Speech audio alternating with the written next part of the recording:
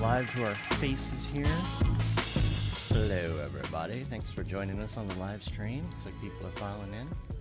It's good. I didn't go to Disney for my first time until my honeymoon. That was my honeymoon. What a time to go. 27. You know, yeah, what a time to go. It was cool. We spent 8 days there. Anytime's a good time. Yeah. It's true. And then we went for my wife's 30th birthday. Now I have. And we've been like back every year since. This is the first year we haven't been. Yeah. You know, it's very depressing. It's very depressing. It's very sad. We've almost considered just going and just dealing with the mask stuff, you know. I mean, we already had COVID, so it's not like it's gonna, you know, we're not gonna hurt anyone. No one's gonna hurt us. So yeah. I don't know. All right, I think we're good here. I got my stuff ready to roll. Everybody's filing in, so if y'all are ready, I am rolling. Roll your audio. Roll that beautiful footage. Does that mean record? Yeah, just hit record. Yeah, go ahead and record, and let me know when you're good, and we'll do a little sync clap. All right, I think I'm good. Need my caffeinated water. My Monster that energy tastes drink. tastes like someone put in a bunch of aspirin in it because it's got that nasty aftertaste to it. So Either great. that or it's the COVID taste buds. No, I don't think so. I found that like the stuff that I was eating or smelling a lot, you know, or tasting during COVID, that's the stuff that tastes the most. Like bread Weird. is gross, toothpaste is gross, shampoo smells gross, you know. It's so weird. All weird. All right, we're gonna do Sorry, go ahead. Oh, we're gonna do a sync clap. It'll be 1, 2, 3, clap. Okay. Here we go. 1, 2, 3. All right. Luckily, most Mographers have good rhythm, so we're always in sync. I saw someone on TikTok yesterday, and they're like, "I've got COVID, and I just lost my sense of taste and smell, so I'm gonna drink nothing but like kale shakes the entire time." Yeah. You know. And so she made one, and she tasted it, and she's like, "I can't taste anything. I'm gonna lose so much weight." That's a good move. We'll see if it pays off. If I could just not taste Chick-fil-A, I'd lose so much weight. But that's right, dude. Seriously, like that was like. We'd get Chick-fil-A breakfast every morning, you know, and the sad thing is I can't eat it anymore. It tastes gross. Oh, wow. Yeah. Like the chicken biscuit, like the biscuit just tastes sour. So sorry for your loss. I know. you have to, well, you can, how about the other stuff? How about lunch and dinner? The sandwiches, the salads. I just don't love. You know what? I overdosed on Chick-fil-A. I don't love it. They have I don't the love best it anymore. Salads. The salad is good. The Cobb salad with the chicken. It takes so much work to eat it. Avocado ranch dressing is so good. I don't like having to work for my meal. You got to use a fork.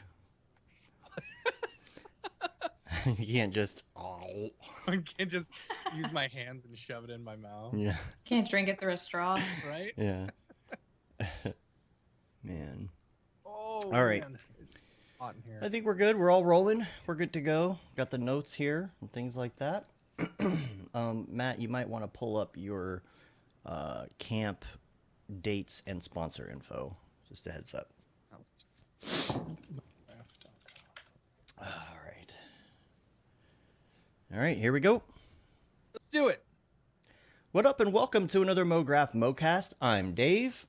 And I'm Matt, and joining us today is fellow Texan, Alex Parker. Hello. And Mograph is a supplement to our site, mograph.com, which is a motion graphics tutorial site with tutorials, plugins, podcasts, and other Mograph stuff.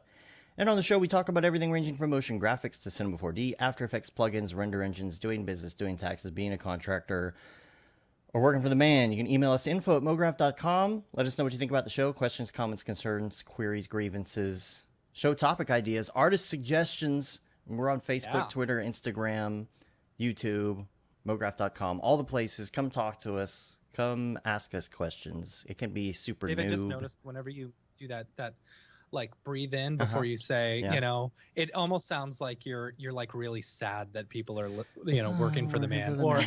I mean, kind of. You know, you can't. It could, depending on who you're working for.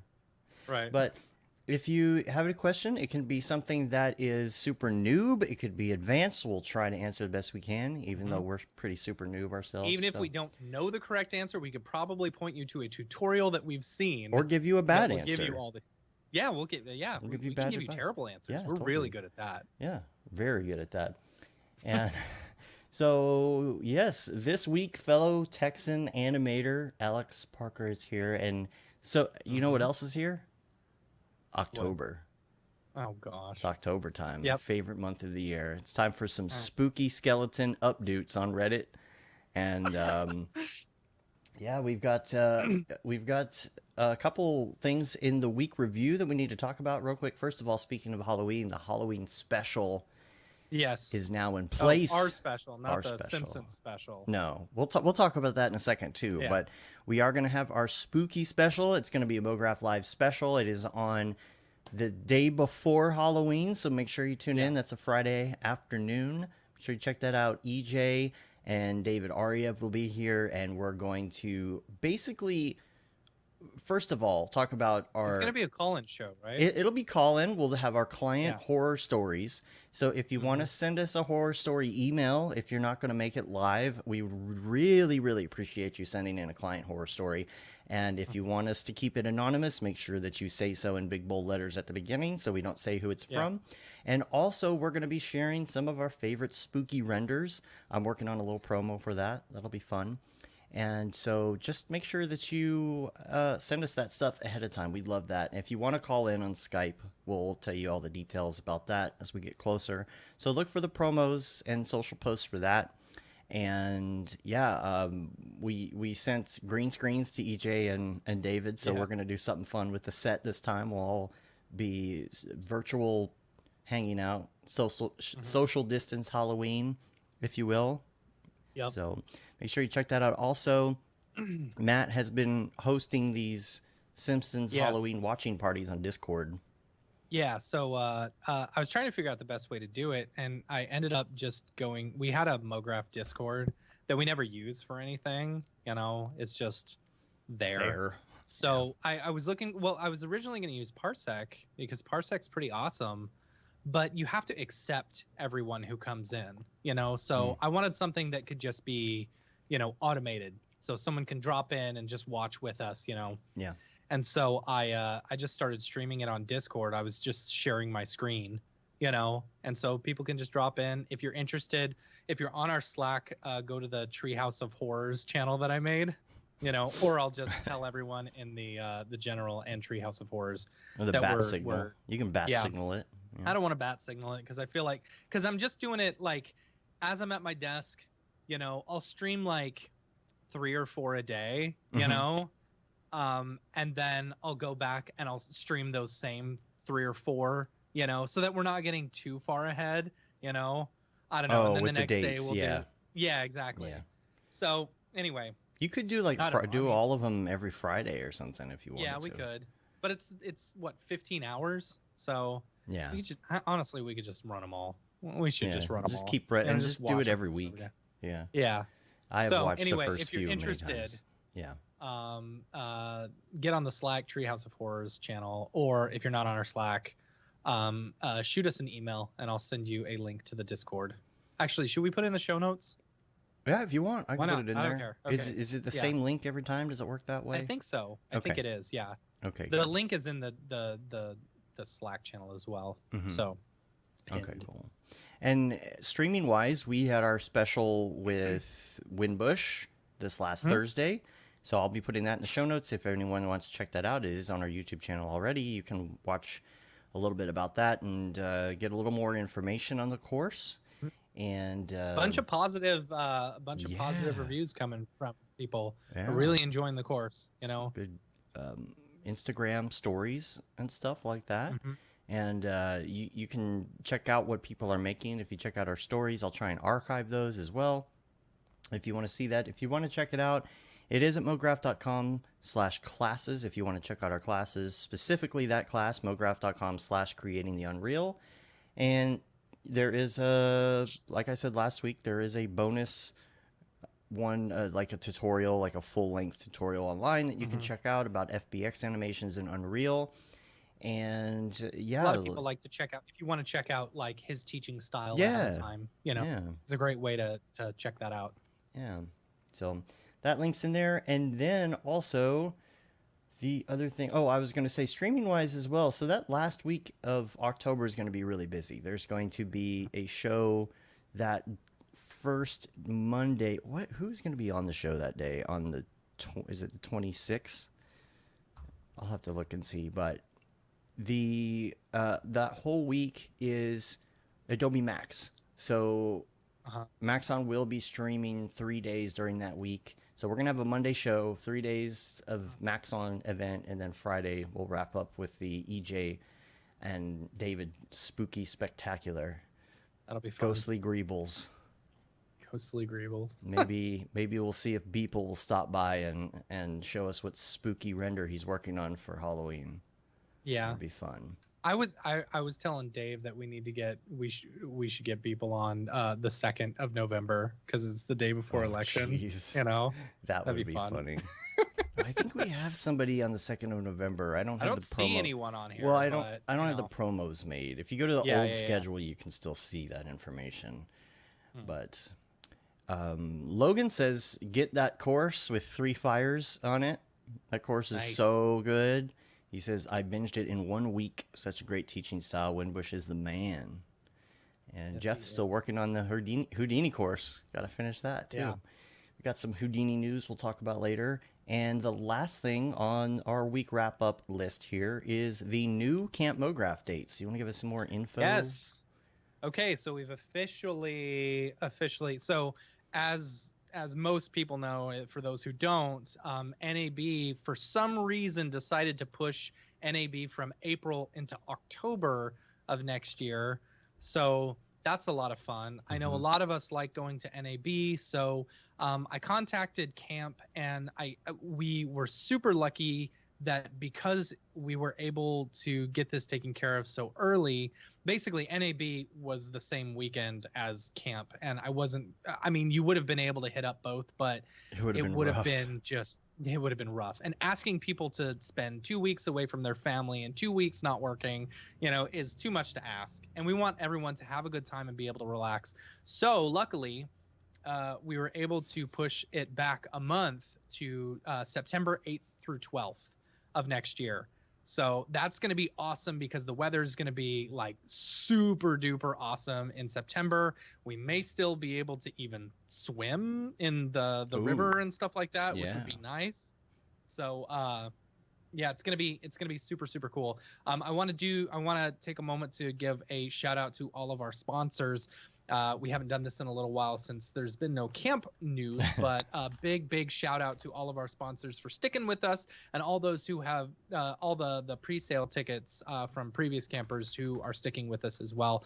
We appreciate everyone's support in that. So first off, we have our village sponsors. We have Maxon, Video Copilot, and Otoy. If you come to Camp Mograph, you'll be able to stay in one of their villages, and it's going to be super duper fun. Our gold sponsors, we have Minimal Massive, the local Portland studio there, and Grayscale Gorilla.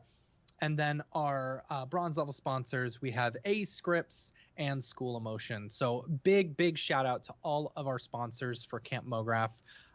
We're really excited to have them on board, and I'm really excited about these new dates.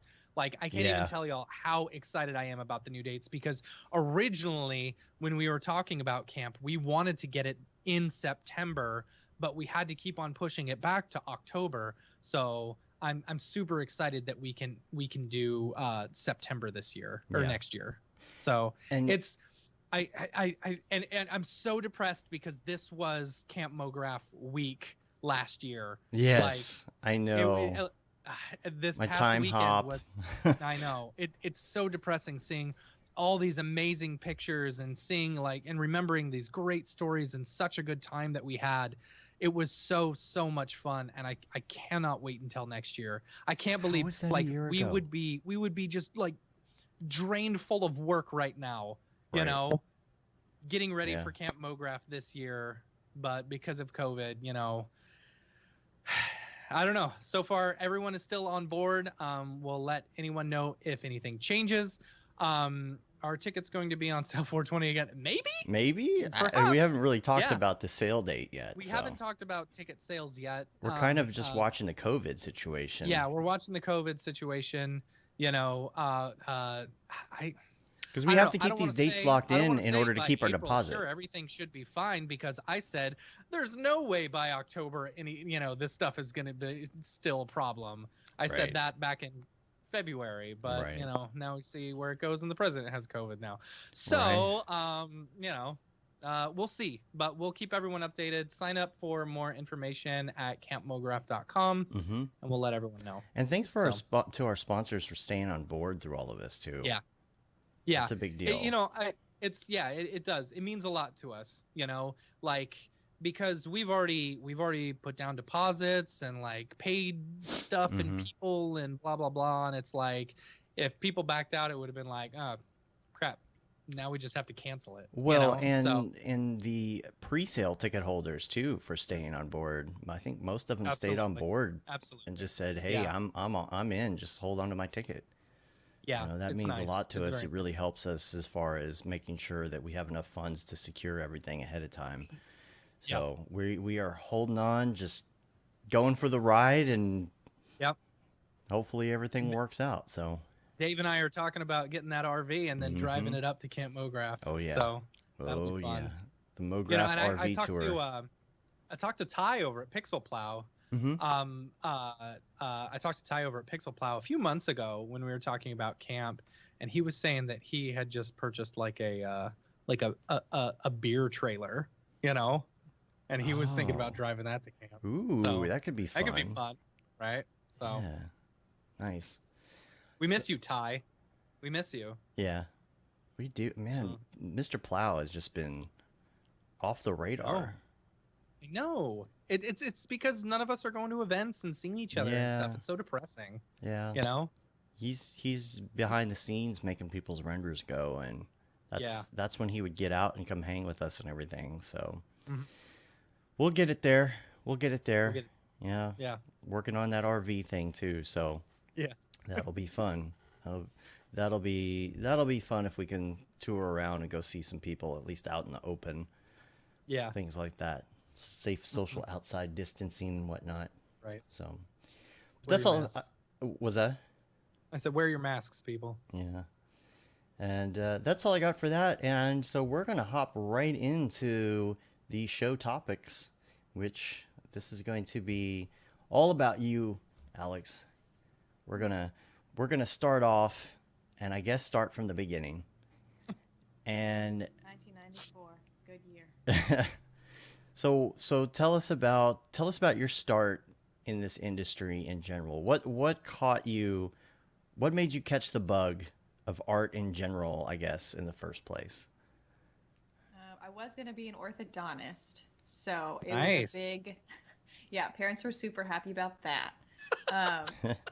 And then it was actually, I was watching like Monsters Inc. with my dad, and we were looking at, the scene where Randall is like beating up Mike in the locker room. It was that scene where like a bell goes off, and like some artist had gone in and like chipped the paint off this bell, this old fashioned alarm bell in either the gym or the factory floor or whatever. And me and my dad both realized like, oh my gosh, like some like artiste had to go in there and like actually chip paint off this bell that doesn't really exist. And at that point, art and animation kind of went from like a professional doodler kind of job to like, oh no, these are like actual technical artists. This job might have some legs to it. Because both my parents had very professional, doctor, lawyer careers. And here I am thinking like, what about cartoons? And so we watched all the special features that day, me and my dad. And once I realized like, oh, my dad thinks this is cool. Maybe this will work. And so then I started taking graphic design and animation courses in high school. Thought this is way more fun than fixing teeth. Maybe I'll do this. And so then shifted gears completely and did A&M's Viz program, kind of like a generalist animation undergrad program. Cool. Loved that. And then went up through grad school, kept doing it. So we've gone far beyond the point of, where did you start your art Right. career? But yeah, that's kind of where the ball got rolling. What was so the program? You said it was at A&M. Yeah. The program, was it? It was more of a generalist one. What were they focusing on? That's such a good question, because focus is not really what I found there. It's a 3-branch program, right? So they had, at the time, they've changed it since then, but at the time that I was there, it was 3D animation was one branch, and then game design and graphic design were the 3 main tiers, except you kind of had to sample all of them. It was a very That's general nice. curriculum. It was, if you don't know, exactly what you want to do, it's a really good like taste tester. But if you go in, with laser focus and you know what you want to do, it's kind of frustrating having to have to take those other courses. Yeah. Right. Yeah. But Yeah. I mean, it's a good fit for some, maybe not for others, but I still really, really loved it. And because it's such a kind of make your own curriculum, I kind of did animation first, graphic design second. So it was kind of, those were the 2 areas that I chose to focus in. But I really loved it there. I maybe didn't feel equipped to enter the job market right after I graduated, but I still loved it. Yeah. That's good. That's nice that that you were able to do graphic design and animation at the same time. Because I've always said that, I feel like graphic designers make the best animators, and I feel like you can see that in your work, that you've got that graphic design background. Thank you. Yeah. Yeah, even in high school, because that was the first, like, it was a graphic design and animation class, but the barrier to entry for animation as a high schooler is like pretty high compared to like Photoshop 101. So even through high school, I think that really helped, having a much stronger, even just functional knowledge of Photoshop coming into college, and having that background was really helpful. Yeah. Did you got a graduate degree as well? I did. Yeah. Wow. So you got, is it a master's? It is. I'm a Master of Art now. Wow. Look at you. Yeah, that was in don't take that tone with me. I'm not. That was in Bournemouth. So I left Texas and I went over to England and did a master's program there, which was also in animation, but it was it was like animation boot camp. It was so laser focused, still a generalist curriculum, but not generalist in the sense of like a Texas public school where you maybe are taking your major courses, but you're also having to take like the history, the calculus, the physics, and all that stuff that I don't need right now. So definitely appreciate it, see the value in it completely, but it was just really nice to be able to go to school for the thing, you know? Right. Yeah. When, cool. How did it differ school here in Texas versus overseas? Like, it was so different. Yeah, I was gonna say that's gotta be like night and day. It was so different because there's so much about the English school system that I still, don't understand. But in general, I think students specialize much earlier there, which I mean can be a bear trap if you don't know what you want to do. But if you do know, you can really strip out a lot of the extra stuff and just get straight to what you want to focus on. So we had kids coming into, and this was a very international program, so we had kids from everywhere, but they get up there and, they'd never heard the word calculus before. And I'm sitting here thinking, like, I had to take that class 3 times. What do you mean? Right. What's calculus? They were, they were phenomenal illustrators and didn't need it. And they were able to focus instead on their specialty, and they were fabulous at it. So that was a big difference. And then we also had tea breaks, like tea and coffee breaks every 20 minutes, which was not every 20 minutes. Every 20 minutes. Yeah, like we'd sit down and they'd start lecture and we'd get through like, okay, like here's what we're going to cover today. Oh, it's going to be a long day. Like tea, coffee, which I'm not upset about. I'm not upset in the slightest. Right. It was actually really a nice little community. I really liked it. That's funny. But yeah, it was, and GPA was also a very different concept. I was walking in saying, I've worked super hard on this GPA. This qualifies me to go here. And they're like, I'm sorry, what's a GPA? And I'm trying to explain, like, this is a really important number that I fought really hard for. Please look at it. And they're like, okay, I'll just put this over here. So that kind of stuff was, I mean, to be expected. But in general, it was just all animation all the time, all British accents. It was great. That's cool. That's cool. Yeah. Did you get into the like the Mograph or animation scene? Like, did you do any meetups while you were over there? No, I honestly didn't know what Mograph was while I was there. Yeah, because all of my. Go ahead. No, go ahead. Well, all of my schooling was all very like film focused. Like animating for film was that was considered the successful end goal of all of these programs, which I would have loved to do that.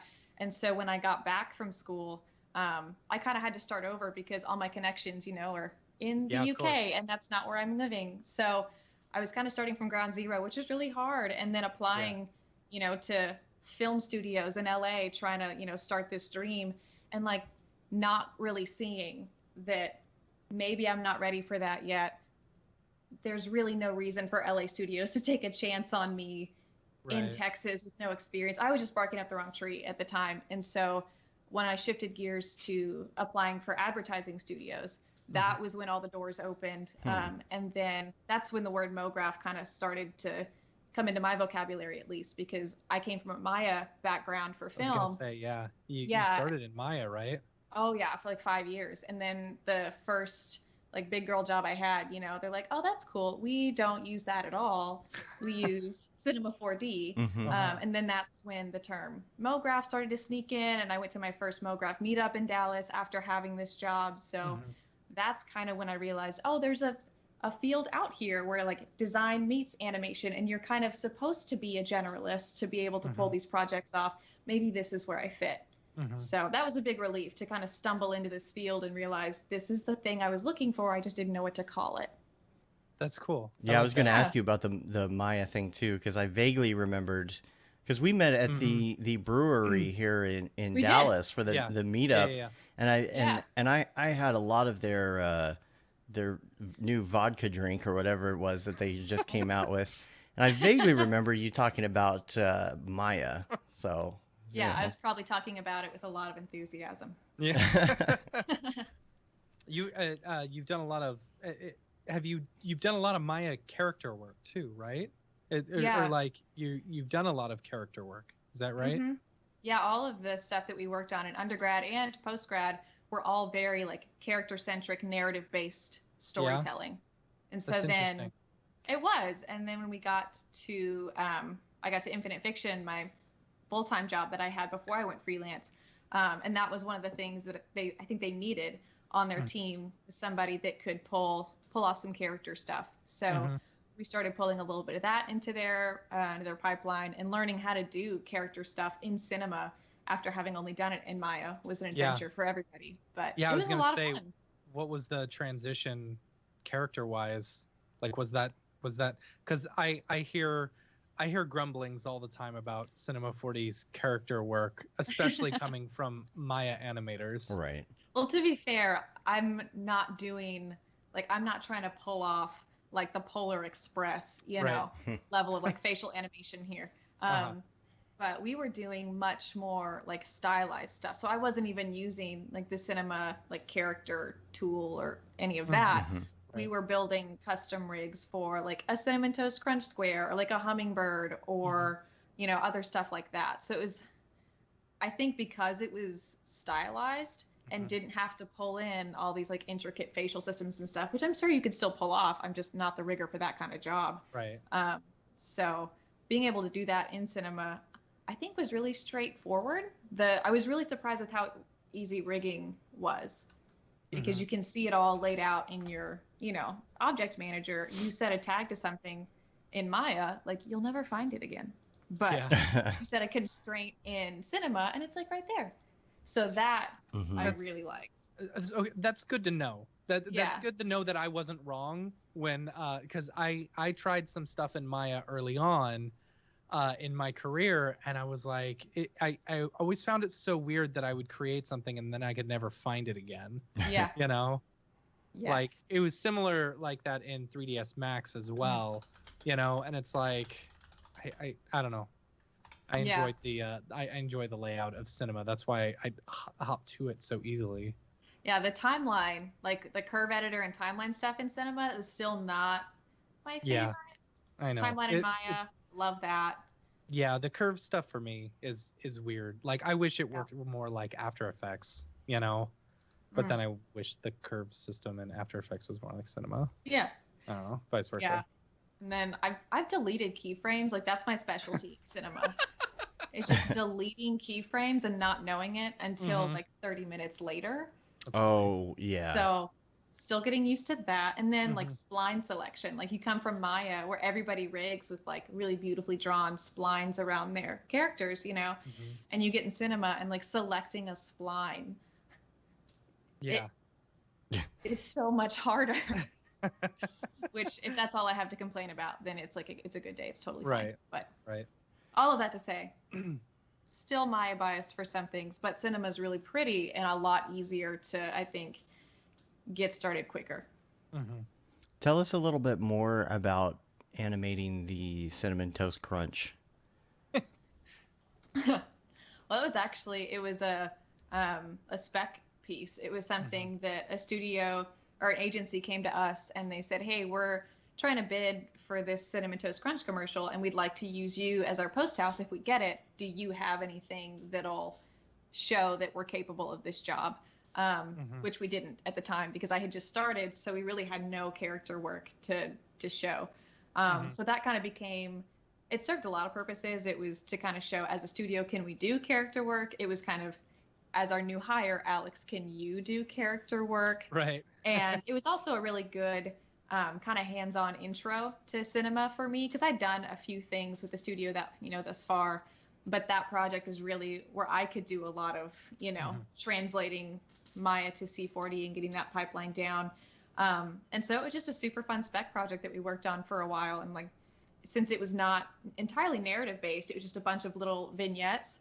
It was a cool chance for someone to throw out an idea and not be restrained by, well, that doesn't fit into the story. It was more, well, this would be funny and we need to create a cool tool for it. So let's do it. So that's really the backstory. And you're looking at it. That's what it looks like. When you spoke for Maxon, the 3D motion show, you went into details on this. We'll put show notes. We did. Put this in the show notes and whatnot too. So people can check that out. Yeah, it was a lot of fun.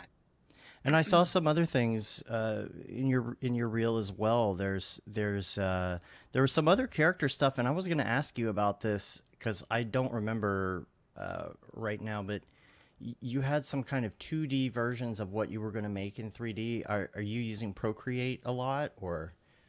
No?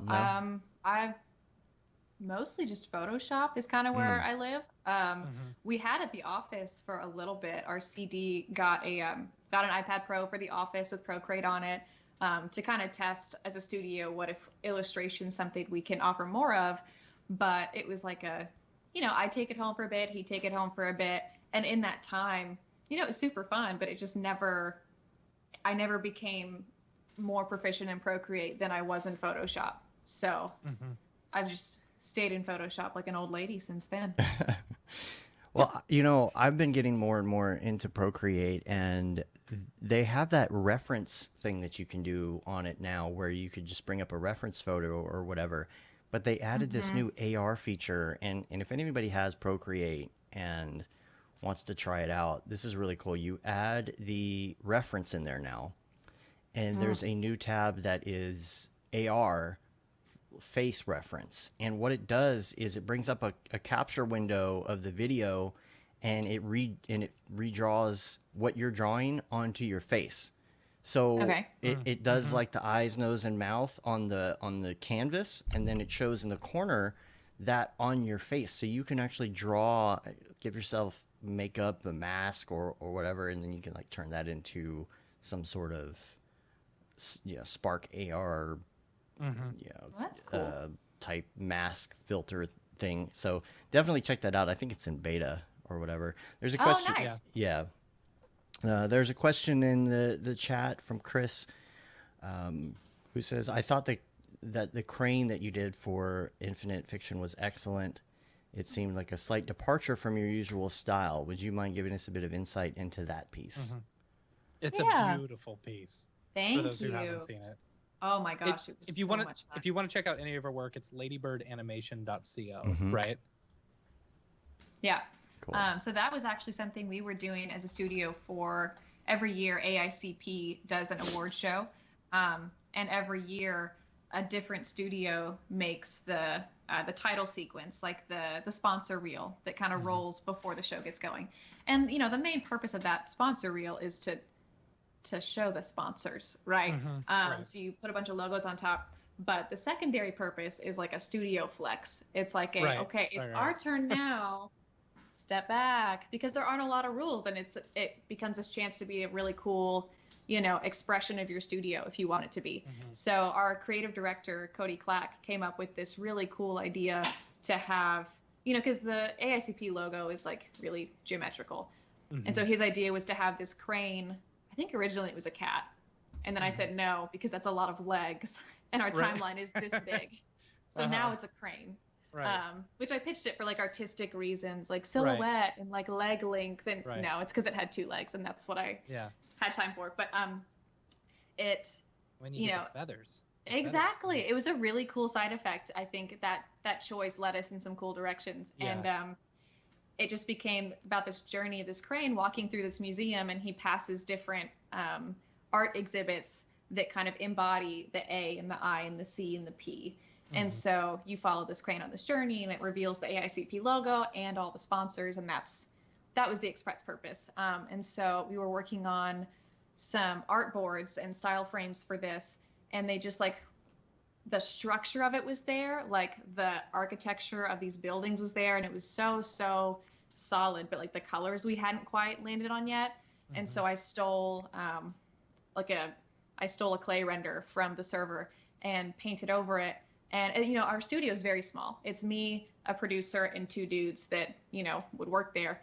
And so to be the only girl on the creative team, and to step up and be like, hey, hear me out, my dudes.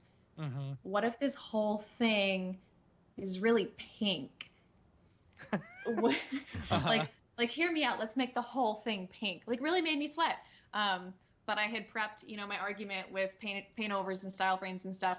And those guys are so much fun to work with. And they came back and they were like, I think this might work. I think this might give it, the spice that we're looking for. So we made the whole thing pink. And that, gorgeous. Absolutely. Thank you. Gorgeous. Yeah.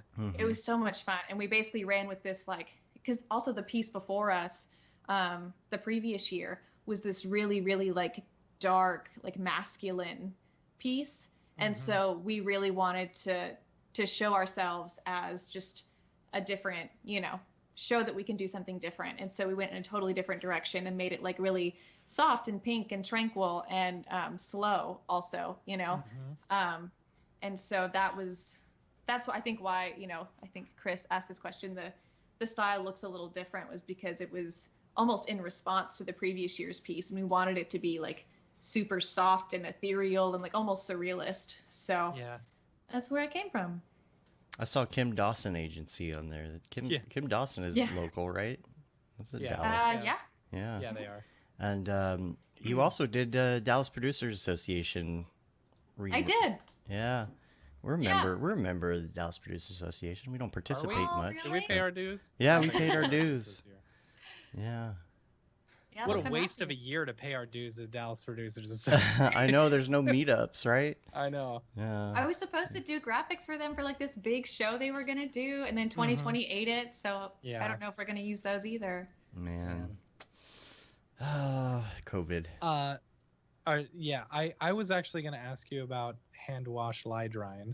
The line drive, was that what you said? Line dry. I think that was a small stroke. It came in.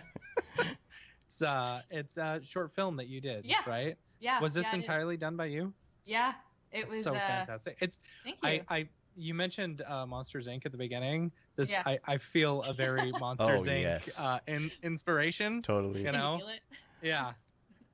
Yeah. That thing you're talking about was a decision made at 3 a.m. before a deadline. So maybe let's not put too much stock in that layout. But this was for grad school, our final, in place of a thesis. This short film was basically my thesis. So You did this for grad school? I did, yeah. Wow, that's Thanks. impressive. Thank you so much. I mean, I don't mean to. I'm not trying to like. No, it's like because sometimes you get people coming out of college or whatever who just don't produce the best work. But this is like if you would release this today, I would have been like, wow, that's fantastic. It's outstanding work. You know what I'm saying? Thank you so much. Thank you. Yeah, I got a B, so that really warms my heart that you say that. Really? Yeah, A B? I put up the biggest fight about it, and they were like, please leave. Like, just you graduated, you're done, go home. But yeah, that warms my heart that you say that. I know. Just something that you still don't understand that I attach all my worth to, please. Right. So yeah, that was my graduate thesis film. Mm-hmm. Let's talk about your Disney influence a little bit. You and Matt were talking before the show a little bit about Disney. I think I just spiked out the audio with my cackle just then. I'm so sorry. Oh, you're fine. So you have I noticed you have a is that a cell behind you, or it's not an original behind you, is it? Snow White. There's 4 of them actually. I found these on like Facebook Marketplace. They're lithograph prints. Right.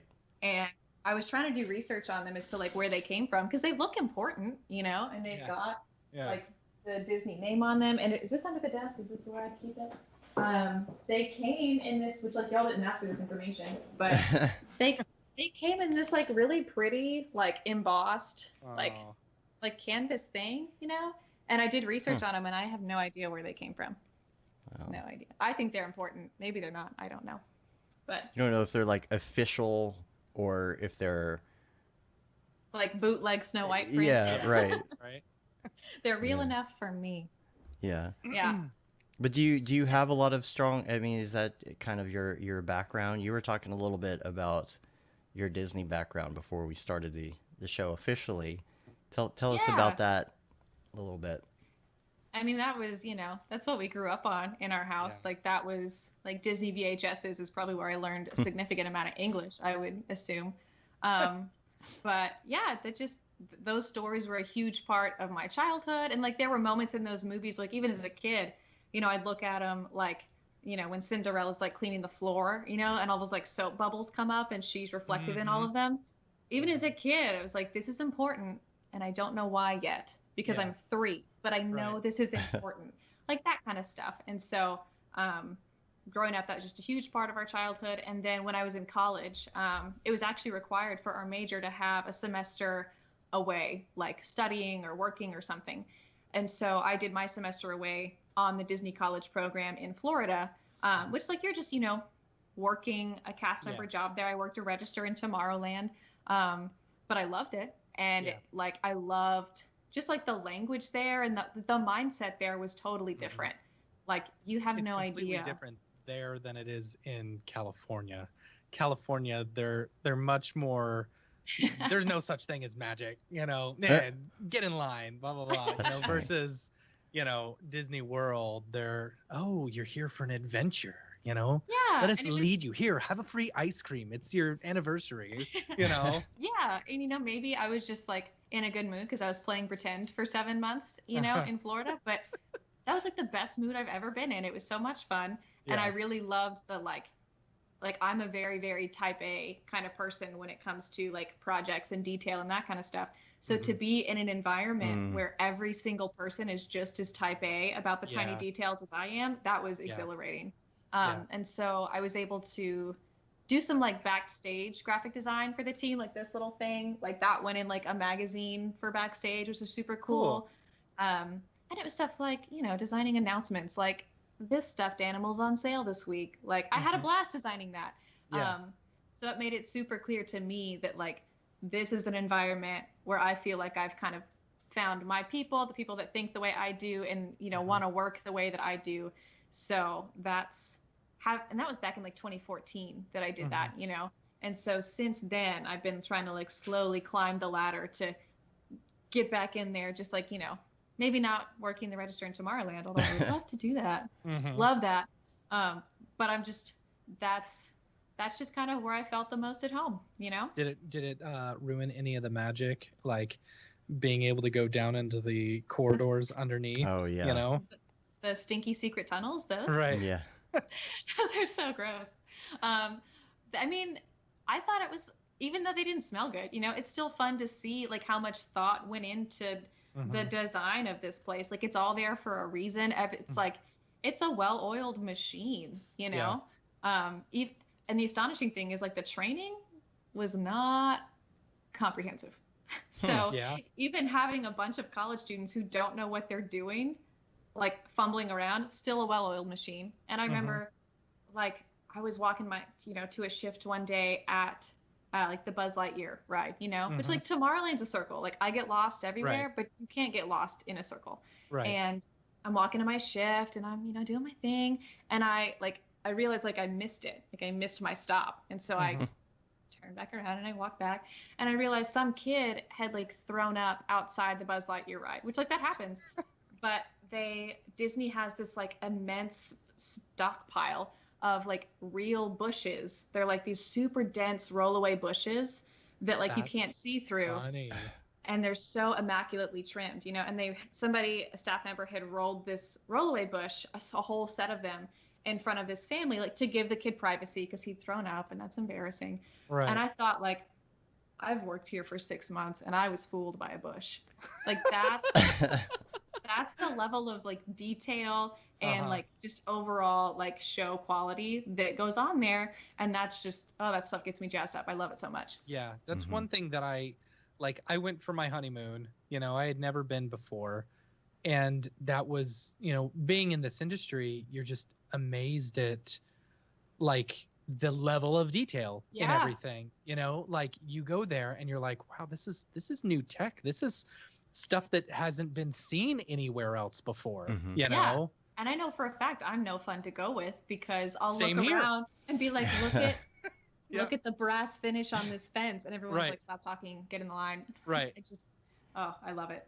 Right. My wife gets mad at me because we'll go on a ride and I'll just be like staring at something, trying to analyze how they pulled off the magic, versus just enjoying the magic. No, that's not how you do it. Yeah. It's like, okay, how are they making the floating ball float in what is that? Haunted Mansion. The Haunted Mansion. Yeah. I've got a mirror over here that I named Madame Leota strictly for that purpose. That's funny. Oh my gosh. The love attention. Or what? Go ahead, Dave. I was just saying the attention to detail and just everything is, I mean, even how clean the place is. Oh my gosh. I love it. Yeah. It makes you appreciate doing a good job. You know what I'm saying? Yeah, for sure. It's Because like, it's such a difference. yeah, like you go there and then you go to Universal Studios, and it's like, or you go to Six Flags, and it's like, it's like, okay, Six Flags is the work that you just like, it's the meal work, That's work for the meal and Disney's work for the real. Exactly. Yeah, absolutely. Yeah. Like it just goes to show that extra level of detail that you put into it can make it that much better of an experience. Yeah. And I think it also, like, it, at least for me, emphasizes the importance of having a story behind your stuff. Yeah. Because all the work they do, is just the purpose it's trying to serve is to tell a story. And so having, I think, that mindset at least helps me kind of like answer some design questions along the way while I'm, working on a project or picking a color scheme or whatever, that like fundamental, I think, thought process is ingrained in me and I think really helps my process. It's just the way that they do, even, Jeff says here in the chat, Disney sets the bar for customer service. It's just absolutely true. Down to everybody, down to the people who are cleaning up trash. It's just and they incredible. have a stinking blast. They have like karaoke into their brooms, when the fireworks come on, and they're like drawing Mickeys with water on the ground. Like they're incredible. I've seen kids in animation school draw worse Mickey Mouses than the custodial staff there. Well, I took my daughter there in 2013, and it's just amazing. There was a guy who was picking up trash, and he stopped to talk to them. to her and her friend. And it was so great. Like, he's just sitting there having this entire conversation with them about how much fun they're having and just what they did that day and everything. Like, They it's just do Bibbidi Bobbidi Boutique. yeah, Oh, they you had betcha. just That's the bun. oh yeah, That's the bippity boppity bun. oh man, That's funny. that is a lot of And fun. that's what they teach you. Like, they teach you to squat down and get on their level. Like, it's all these like really subliminal things that overall like really add up to just feeling good. And that's a huge part of their marketing, you know? A few years ago, we went and we took my kid to the Pirates, what it was, Pirates Cove or something. Oh yeah, where he gets all dressed up, you know. And then now they've since stopped doing this exhibit where you could go and meet Mickey, right? Like right at the very front of and he talked. Like his mouth actually moved and he could hold on a conversation with you, which was absolutely incredible. Like that was one thing that I still to this day that I was blown away about, where it's like, okay, that was magic for me. And to see my kid turn around and say, his mouth is moving, he's actually talking to you. And then they had someone from Brazil there, and Mickey spoke Portuguese to them. Ain't it crazy?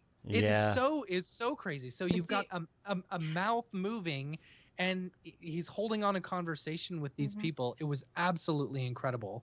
But see, I'm gonna tell you though, because I went to go visit Chatty Mickey, and it was equally magical. It was great. Absolutely loved it. But I was leaving, and I have this habit because I'm an airhead, where when I leave a room, I always turn around to check, like, did I like leave my purse over there? Did I put my phone on a table? Like, I always like about face and check. And I'm leaving the little like curtained theater area, and I turn around to check, and what I see is like Mickey like this. Like looking back at me from like behind a curtain, because kind of sideways. He can't like soon. Like very scary, because he can't. They have to make sure, it's like putting the bar between your groceries at the grocery store, you know. They have to make sure that he's keeping eye contact with you so they don't accidentally start an interaction too soon with the next person coming in. Because it's all like being, you know, he's being fed lines from like off screen, and they can't necessarily see the next person coming in. So Mickey himself has to make sure he's like watching you until you leave.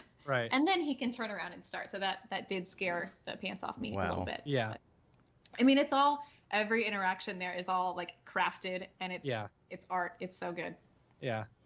We went and met Tinkerbell, you know, my kid was dressed up like a pirate, and she's like, who let this pirate in here? It's really cute. Oh, I love it so much. So let's talk about Freelance a little bit, because you've just made a little transition here, and I'd love to hear about the process. Little switcheroo. So, I mean, freelance in general was something I've been like flirting with for a long time. Even, you know, on staff jobs, I was always kind of squeezing in stuff after hours, just because it felt like, you know, you're at work and you're doing work that maybe you love, but it's for somebody else. And the stuff after hours, like, that was for me. So I've always loved that idea. And then at my last job, which I loved a lot, like, that was a great place to work. They were so much fun. But I was getting married. They knew I was getting married, and they knew that like I was going to have to move out of Dallas essentially. And so once we got to that conversation, you know, full-time remote staff just really wasn't the best fit for them. So it was a super mutual breakup, you know, and I had kind of made the decision, if this doesn't work, like, this is where I'll start full-time freelance. And that's kind of how it ended up. But I think it's kind of the gentle shove that I needed.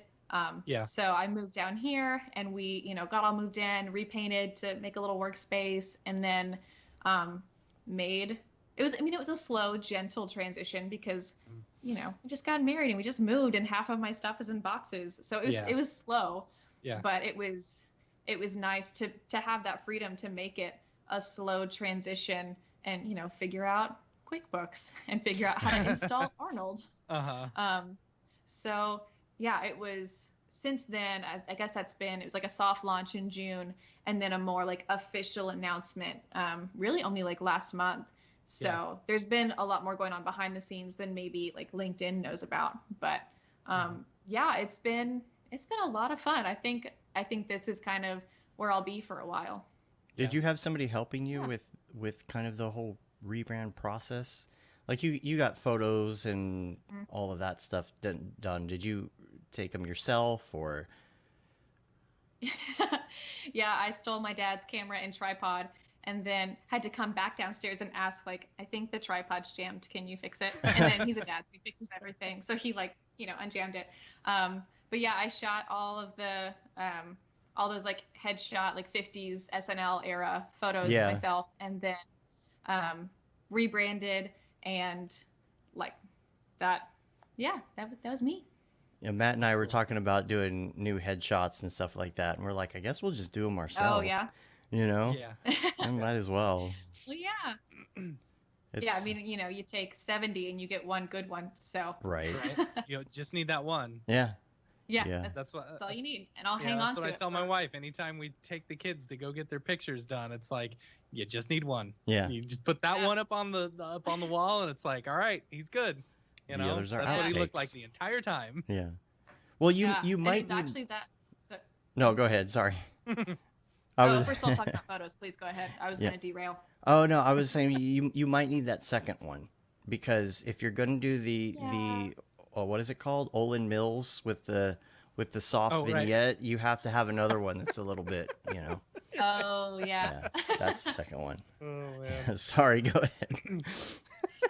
No, I was gonna say it was those two projects that we've like kind of already talked about, the grad school thesis with like the little pink bird and then the crane, and then it was actually we did a Samsung spot for Infinite Fiction where like a hummingbird carries a tablet around, and so I was lead on this hummingbird, and I was trying to and this was like months ago, thinking like maybe someday I'll like freelance, maybe, and I was thinking about brand names, and I was on the road, I was driving from Dallas to College Station, and for like 30 miles I was like, oh, like Bird Lady, that's who I'll be. Bird Lady. And it wasn't till like mile 50 where I was like, Ladybird, that's where it's at, that's what it is. So I was almost Bird Lady too. For a long time. Yeah But it's also super clear that like, is anyone gonna look at a brand that's pink called Ladybird and think it's run by a dude? No. So I took a lot of solace in the fact that it's probably really clear that this is a woman's brand, and I really liked that. Yeah. That's cool. Yeah. So what are you working on next is the question. Yeah. So I actually just started a conversation with a guy that I had followed on Instagram for a while, like on a personal account, and then, hopped over and followed him on the professional one. And they're called Expedition Roasters, and they make like mid-century, very Disney themed coffee. Like that's their jam. And so they work with like ex-Imagineers and ex-Disney artists to illustrate custom coffee bags. And now that they're getting a little bigger, they want to start like really pushing the marketing side of their brand. So I think they looked at my stuff and were like, oh, okay, I can see some like tiki mid-century Disney vibes here. I'm looking at their site. Maybe this will match. So we'll be talking later this week. We've just started, chatting, but we'll be getting together later this week to get some stuff going for them. So I am super excited about that. Yeah. How's the transition from freelance or from full time to freelance? And was there, you talked about that the company didn't really want to keep you as like a remote, or you didn't like the idea of remotes, worker, but with COVID happening, was there a thought of that, Okay, sorry. Good question, Matt. That's such a good question. Because I completely respect, their thought process there, because, they're a very advertising, I feel like, is still a very traditional.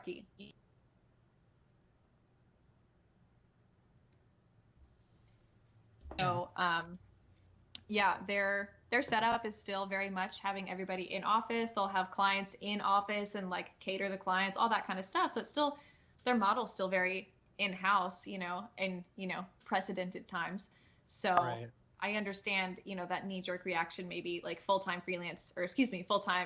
staff remote, doesn't fit that model. I'm thinking, well, how long is it going to be till you're actually back in your office? Yeah. So I think, I haven't been in super direct contact with them, but I'm pretty sure a good amount of their staff is still still remote. So, which they couldn't have known that, in Yeah. June. Yeah.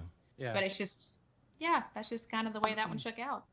Interesting. How was it as far as dealing with the business startup, as far as paperwork, like you said earlier, QuickBooks, things like that, taxes, the finger thing means the taxes, Yeah. Yeah. I mean, taxes aside, I really like the business side of it because that's a very, as type A as I am, you finish a project and like, is it really done? Is that the right answer for a project? And so when I get stumped that way, I find it a huge relief to be able to like turn that off for a little bit and go like make invoices and like send out reminders, like the kind of stuff that's like super binary. And I can rest assured that like I did something today. Yeah. I did. And I can prove it. Feel accomplished. Yeah. So that's like a nice, like a way to switch one side off, let it recharge and kind of exercise a different part of your brain and then come back. So I really like that side of it. Yeah, because when you're doing invoices and you send an invoice, it's done. You don't have to sit there and tweak the invoice and then come back the next day and be like, you know what? Unless they come back and want more, in which case you gladly add some more time onto the project. But Chris that H kind of stuff I find super satisfying.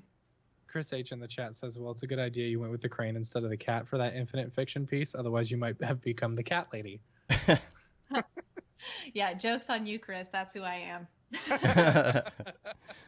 We've been feeding a stray outside, and the neighbors, they'll come home, and I'm like outside talking to the cat, and they'll come home one day, and I'm like dangling a bird, like not a real bird, like a little cat. I was gonna say to play with the cat, and then the other day we had a different stray come up and yell at my cat through the window. So our whole neighborhood is so well aware that cat lady's not far off. The cat lady.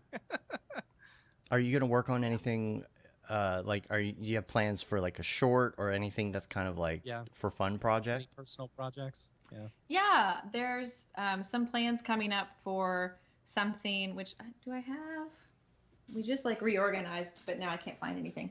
To do just like some super fun stuff on the side, like character work, because I haven't got to do that in a while. But I made these little dudes, which I'm super excited about, to make something with them. Try to cover up the bad one here. But like, look at their cute little faces, Cute. Very cute. The colors look better in here, I promise. But like doing something like these cute little sailors. And then there's another one that's much less cute that I'm excited about. And it's basically like an Alzheimer's awareness short film. So that is still like way, way, way in pre-production, but I'm really excited maybe like next year or the year after that to have like a really comprehensive short film that can bring awareness to something like that. Yeah. Yeah. How, so you showed us, was it a sketch that you just did yourself? Which The sketch? picture that you just showed us? Oh, yeah. Yeah. Have you been drawing for a really long time? I mean, I don't traditionally, I have not well. Well, like I mean, I see some of the like the work that you posted on like your graduate piece and stuff like that, where you're showing off like the sketches and stuff like that, and it's like, I don't know, I'm just impressed, that like you seem to have it all, and I'm very jealous of that. I wish honestly, I could... I'm surprised every time, like that whole project when I thought, oh dang, like I'm the storyboard artist, I'm the concept artist, I don't have anybody helping me. So I really didn't have a choice. But at the same time, I am surprised as you are that those came out to be like usable, informative sketches, because I was flying by the seat of my pants. But thank you so much though. What about when you're freelance now? So when you get up in the morning and you go about your day, do you have kind of a linear workflow when it comes to, you said you're type A, so are you like, Yes. First of all, are you a morning person or no? I really wish that I was, but alas, I am not. A lot of my clients are, so that forces me to at least act like one. Right. You're a morning person by force. not morning person by choice. Right. That's me, Correct. because I've got I'm an absolute 8-month-old who night wakes up owl. at 6:30 every morning. Yeah, because Yeah. that's the problem, right? A lot of people, I think, it sounds like all three of us, have this whole thing where like you might get a spark of creativity at about 11 o'clock at night, and then that kind of lasts until like 3 a.m., but then you have a client phone call at 8 a.m. Yeah. Mm-hmm. So how do you deal with that? And do you go about your day? Do you kind of structure your day with business hours, or is it just whenever? It's probably pretty flexible compared to others, I would assume. But I mean, this space that I'm working in is also like pretty visible in the house. Mm-hmm. So that's kind of a source of accountability, I guess. Mm-hmm. And then throughout my day, I'll kind of bounce around, and just if I can't solve a creative problem, I'll solve a business problem and I'll solve that. And then I'll bounce back. And a lot of it, is just kind of because my attention span is this big. If, I have a thought like, oh, there's this client that might, I might need to reach out to, they've got some cool stuff going on. I'll do that right then and then come back. So I've got the attention span of a goldfish. So I'm sure that my actual day schedule looks super bizarre if I were to actually chart it out. But that's the way I work, is in these like absolutely ballistic little bursts of, manic productivity. So probably shouldn't tell that to any of the people that are paying me to work for them. But it sounds all too familiar though. Yeah. So now that you're not working for the studio, and you're working for yourself, are you still using Cinema 4D exclusively, or have you switched over to Maya as well? Because I would want to switch over to whatever I felt most comfortable with, and I would assume that like, so much experience with Maya, you might want to go back to that. I don't know. Yeah. I mean, it was definitely a thought I had because, now I'm in charge of what the pipeline looks like and what the software layout looks like. But it was kind of, the decision made most sense to me because the type of work that I'm doing now, the people that are asking for it, that kind of work that's being asked for just is a better fit for cinema, I think. And a lot of the production level experience I got from that job was all in cinema. Yeah. So it's just from a, personal work standpoint, I think Maya is a lot of fun. But from a professional work standpoint, I've done more production ready work in cinema. So that just made a little more sense. Yeah. And there's also this huge Mograph community that y'all have created. So working by myself, I wanted to make sure that my questions were going to be more easily answerable via the Mograph Slack. So do you ever hop back into Maya at all? If a client asks for it, if I'm on a project that calls for it, we did the show package that I was going to do for this big DPA show. That was all, which I guess now could have been done in cinema now that I think about it. But that was, a project where I thought, I know exactly how to do this in Maya. I'm not messing around in cinema. This is what I'm going to do. So I rented a license for a month and did it that way. Yeah. But I don't really go back and forth too much now because I have to pay to hop back into Maya. Right. And I've paid enough. Yeah. I've paid enough for year one in you get that indie a lot license, of other ways. though. That indie license in Maya. That's true. I did kind of forget about that. That's completely true. Yeah. What render engine are you using? I use Arnold. Okay. Yeah. Yeah. I'm also on a Mac, so that's kind of the best choice for me. Right. Okay. But I would have chosen it anyway. I'm also sure I've just absolutely inflamed the whole Mograph Slack. So y'all can keep your your pitchforks and your PCs. I'm gonna keep my buttery smooth user interface. Okay. So. Yeah. What do you think about that new interface? I don't have it, but I've seen some screenshots of what is the new operating system. Are you talking about for Mac? Weird name. The new. Are you talking about for phones? Or? For the Mac, like the new update is changed. Something or something. I don't know.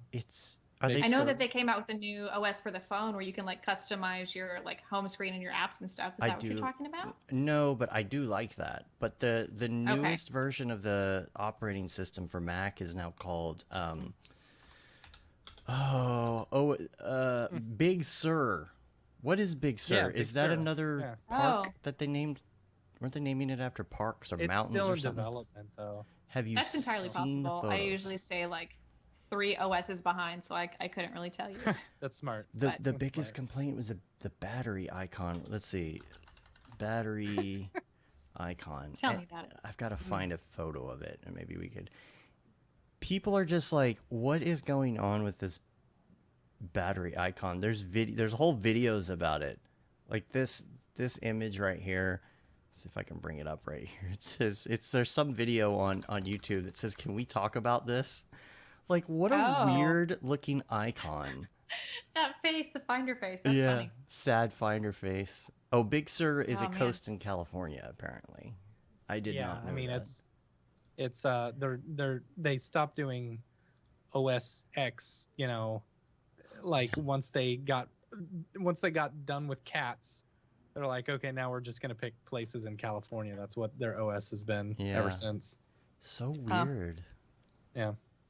The new interface in general, I was curious if you were.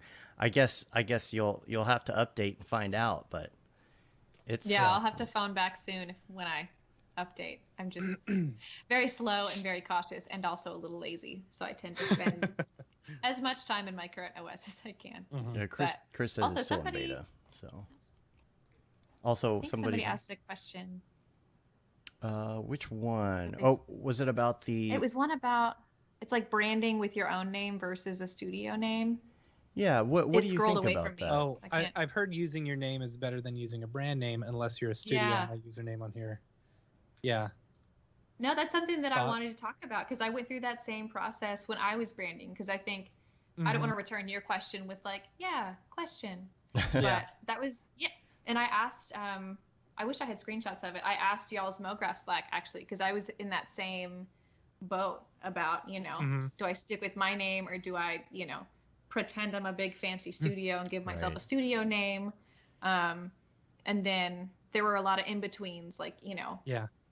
Beeple is no one thinks Beeple's a studio. They know exactly who Beeple is. Oh Yeah. yeah. But Beeple's And- like it's like a persona, you know. Exactly. Right. You Yeah. know, you say Mike Winkleman, you know, Yeah. people are like, who Yeah. the crap is that guy? You know, you say Exactly. Beeple, it's like that's his superhero name, It's you true. know. Yeah. or his And I think anti-hero name. Yeah, the Slack like collectively, which like I'm not taking credit Yeah. for any of this. This is just what That's I all right. like jotted down from the brilliant people y'all have in your community. Collectively, they kind of came up with this consensus that like if you're like a solo act, like just use your name. Yeah. If you're hiring people under you, like maybe take on a studio name. Mhm. And then if you're at the point where people are hiring you for your style, maybe then you could take on like an alias, like Billy Chitkin's alias that I cannot pronounce, or Gurnge. is that Gurnge. Gurnge. dude? I've been saying Gurngi for so long.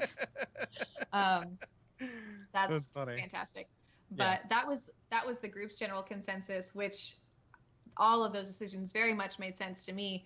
But I had also been kind of like only halfway freelancing with my name for a while, and so would I just say wasn't also convinced. with your name, like Alex Parker. That's a like I feel like It's Peter Parker's That's- sister. well it's like Yeah. well you've got things going for it either way. Alex Parker. I mean It that is a sounds superhero like name. a superhero name. I've been told that. Right. People tell me that. Yeah. Yeah. Yeah, seriously. Like, I Yeah. mean, I feel like there's power behind that name, Mhm. but both Alex and Parker are very common, first names and last names. I feel like the SEO on that would be relatively hard. So going by Right. a studio name, like that makes it a little bit easier. I don't know. Yeah. Yeah, no, I totally agree. And it also, I was kind of facing this weird dilemma of like, you know what? Like, and maybe this is personal, but like I am getting married. And so like name changes happen Right, and how right. like branding myself based on a name that might change, like that was a consideration. Yeah. And then the other angle was that when I was back in grad school, or excuse me, undergrad, we were doing resume reviews for like a big studio that was coming to visit. And so I submitted my resume for like critique and review. And this Yeah. girl was like, ooh, actually, if you toned your resume down, like took a little bit of like the pink out of it, like you might get lucky and a studio might think that Alex Parker's a dude and that would really work in your That's favor. messed up. Mm, And I got Yeah. so mad. I mean, Yeah. I love my name, but Yeah. I get it. on paper, yeah, that totally reads as a dude's name. So Yeah. I just kind of wanted to, like, I didn't want to mess around, and I wanted it to be super clear that, like, this is a woman-owned brand, Yeah. and if, like, you want it for the work, not because you've mistaken me for a man. So Right. maybe I've let that fire me up beyond what it's worth, but No, I mean, that's important, you know? That's definitely something you want to think about when branding. Yeah. Well, and you could always, if you wanted to stick with your name, you could always keep that name as kind of like a stage name. exactly. Yeah, that's absolutely what we would have done. So Brienne Gag actually changed her name, I noticed, on Instagram. She's going by something else now. I'm curious, next time we talk to her, I want to ask her about that. If that's a branding decision or if she got married. I don't know. I haven't talked to her in a little bit, and I'm curious. Yeah, that's the thing. Is like when you're scrolling through Instagram, you've given someone like, what's that, like 32 pixels to recognize you by. Right. And like even if somebody changes their little profile picture, I'll scroll right past it and think like, I don't know who did that. I don't know who that is. And so for me, the thought of like even changing that, like that little slip of like the fraction of a second that someone gets to attribute your work to you, like that's important. So well, like see, Matt Milstead isn't my real name. Are you serious? Aloysius O'Sullivan. Yeah, but that didn't really roll off the tongue. I'm just kidding. No. Okay. All right. Okay. Well, it's like Liam. Liam actually. Yeah. This is funny. He changed his icon. It's the Black Lives Matter fist, right? And so now, and he was the first person that I really saw with it on all of his avatars at once. And now every time I see my other friends who have that as their avatar, I think you think of Liam. I think of Liam. Yeah. It's interesting. Sage was asking, is he a superhero? Is Sage a superhero name? That's what he was asking. Yeah, Sage. Oh, yeah. Yeah, maybe. That's a superhero name. It's also like an herb, isn't it? Yeah. Well, that is true. Okay. There was something else that I saw. I gosh, the chat's going so fast. I think I missed it. That's good. It's Yeah. good when there's a good. chat day. Yeah. I wish I could remember what it was. I had something in my head, but I cannot remember. Oh! I know what I was gonna reference. What Richard said in the chat, which is, I prefer being a personal brand because I get recognized in agency credits when they never put in a studio name. I get that. That's interesting. I understand that. That is Okay. That's a good point. That is something to think of there. Yeah, because there's been a few times where we've been Nexus Motion, Right. you know, or there's been a few times where they actually, you know, say us personally, Right. you know, Right. as Nexus Motion. I don't know. That's interesting. Yeah. That is interesting. Well, I think I'm gonna put in some links here, Do just some for links. people to check out. The first one I wanted to talk about was there's a Houdini 18.5 sneak peek that came out. So pretty. Alex, have you done any Houdini yet? No. That's okay. No. Yeah, that's something I've where asked people kindly to make cloth sims for me in Houdini, but I've never done That's it funny. myself. well, maybe it'll That's get funny. easier after some of the new stuff that's coming out. Like, Have you tried cloth sims in X Particles? Yeah. Because it actually works really well. I might have. Yeah. I might. Actually, no, that's a negative. It was all Alright. through the cloth object. So Okay. Yeah. Yeah. Yeah. Which you can get a lot out of that alone. But yeah, I really like I really like what X Particles does, and this new stuff coming out with Houdini is just pretty incredible. There's an 18.5 sneak peek video, and they cover Unity, Houdini for Unity. They've got Unreal version, or Houdini for Unreal version 2. So some of the other stuff like chainsaws, and I should probably bring some of this up because it's kind of hard to explain. Yeah, the chainsaws looks crazy. And I know most people just listen to the audio, but I'll try and explain some of this. It's very hard to explain over audio. They've got the one-click pyro bursts and stuff like that. Oh yeah. Man, that's gonna save me a ton of time. Like I mean, I get it. I know how to do pyro stuff, you know, but when I just want like a quick explosion or something, most of the time I use the VFX who's Sorensen, Aaron Sorensen's. Oh yeah, I yeah. bought some explosion packs from him. I just get those, you know. So No, but there's this chainsaw deal that they were showing off, and they're creating like these, I don't know, what would you call these, like bead ropes, and showing them off. Ooh. Oh my gosh, it looks so amazing. that's insane. Looks so amazing. Those look nice. And then this is the cloth stuff. This is the vellum brush. You know, check out the show notes and you can see, I mean, it makes it look like so easy to update cloth. And I love that they stuck a dude in the skirt. Was it? I didn't notice. It looked like it. It's 2020, Matt. Yeah, Right, I know. that's right. Yeah, they've got embroidery and all this stuff. It's really cool, like the way wow. all of this stuff works. And what else do they have? They've got adaptive viscosity. That sounds super complicated, and I don't understand half of it, but it sure does sound cool. Yeah, I mean, it saves time by the looks of things. Like Man. that last one said it saved 4 hours, which is pretty sweet. Wow. You know. Wow. Faster flip fluids.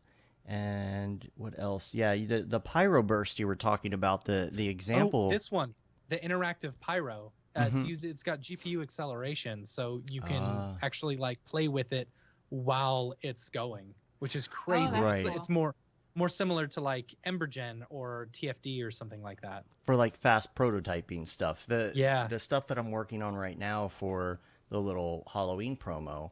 Now this of course is Turbulence FD, but I kind of go about it the same way. You kind of do this fast prototyping interactive way of doing things, very low res, just to kind of get somewhere with it. And then you kind of play off of it from there. The other thing that they have, what you were talking about earlier, the what is it called? The pyro burst. Stuff. Well, not the one clip, but the pyro burst stuff. They have these little firecrackers going off. Gosh, the quality of this is just unbelievable. It's insanely cool. Unbelievable. It's like really cute smoke. Yeah. Cute smoke. Like the light bounces just kind of make it look really cute to me. Yeah, and they have a lot of stuff to help shape explosions and particles and things like that. The one-click explosions that you were talking about. Let's see if I can. This is. Oh, was this a one-click explosion? I don't even know. No, I don't think so. Yeah, I don't know where it is. further. And some of the explosions they're showing though are just there it is, one-click explosions. Yeah. Downloadable, That's ready cool. to use sample files. Yep. That's really cool. Because sometimes that's all you need. Yeah. You know? Been so many times where I just need an explosion. You know?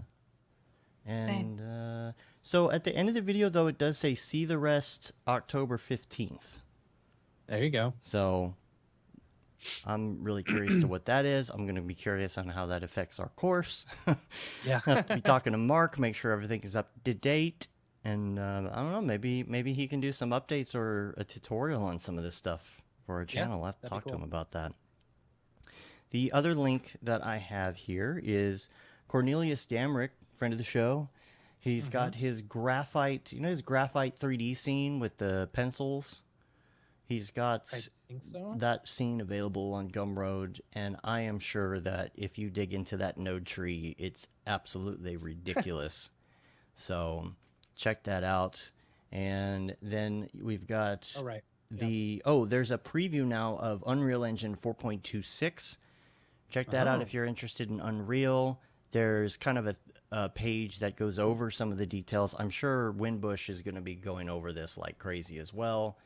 And, I hear there's some glitches and things, but that's usually what happens in a preview. But some of the additions that I just saw, just kind of glancing at it, were the one that Matt Workman is talking about on the virtual production channel is the full body IK node. Now, this is an experimental thing that they're working on right now, but I think he's done some posts or is going to be doing some posts about it.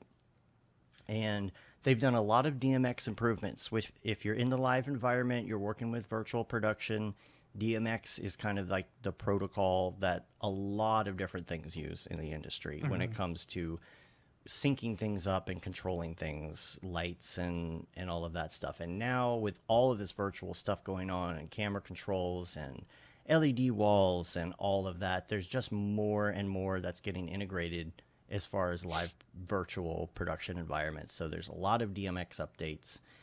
And the only other thing I saw there that really caught my eye was Remote Control API, which is in beta. I'm going to be interested to see what that is. This is Unreal, right? This is Unreal. I think, All yeah, and I think that 0.26. in the virtual production environment, you're going to be needing a lot more remote control stuff. Yeah, Because I see that. you may have a server or something off to the side and you're trying to control different aspects of Unreal while you're on set.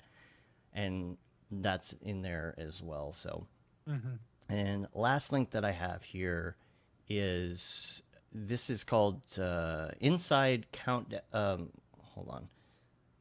It's okay. It's the NBA's finals opening sequences. That's really hard to say. This article is Inside Countdown's NBA Finals opening sequences, and my friend Pascal, as you know, there's a lot of people named Pascal in this industry for some reason, and Right. and what was the other name? I can't remember the other name. It's Yeah, I don't remember. it's gonna drive me nuts now. Is it? Like Sebastian or something like that. Yeah. I don't remember. But I'm actually going to see, I haven't talked to Pascal in a couple of years now, but he works for this company, and it's in Toronto. I thought I wrote down the name of it. It slipped my mind all of a sudden. But he started out doing just R&D, just crazy R&D stuff, and it was really cool to hear what he was doing there. And I would love to look him up and see if maybe we could get him on the show and just talk a little bit about what he's been doing, because he's still at that same place. And they did this whole Inside Countdown, and who did the voiceover on it? It was Big Sean. I think Big Sean did the voiceover on this. But check that out. I'll put that in the show notes. Again, it's Inside Countdown's NBA Finals opening sequences.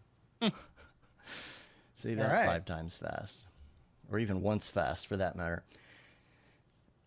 And next I wanted to go to VR Corner real quick as well. Ooh. Because I did see under recommendation, Luis posted about Star Wars Squadrons. Oh. Now, I've got a beef with EA. I'm sorry, EA. I know we're doing work for you. But I have a beef with this, because what I did not realize when I bought this is that there are some games that come out and they're supposed to be regular games, but you could also do VR. They're not exclusive VR games.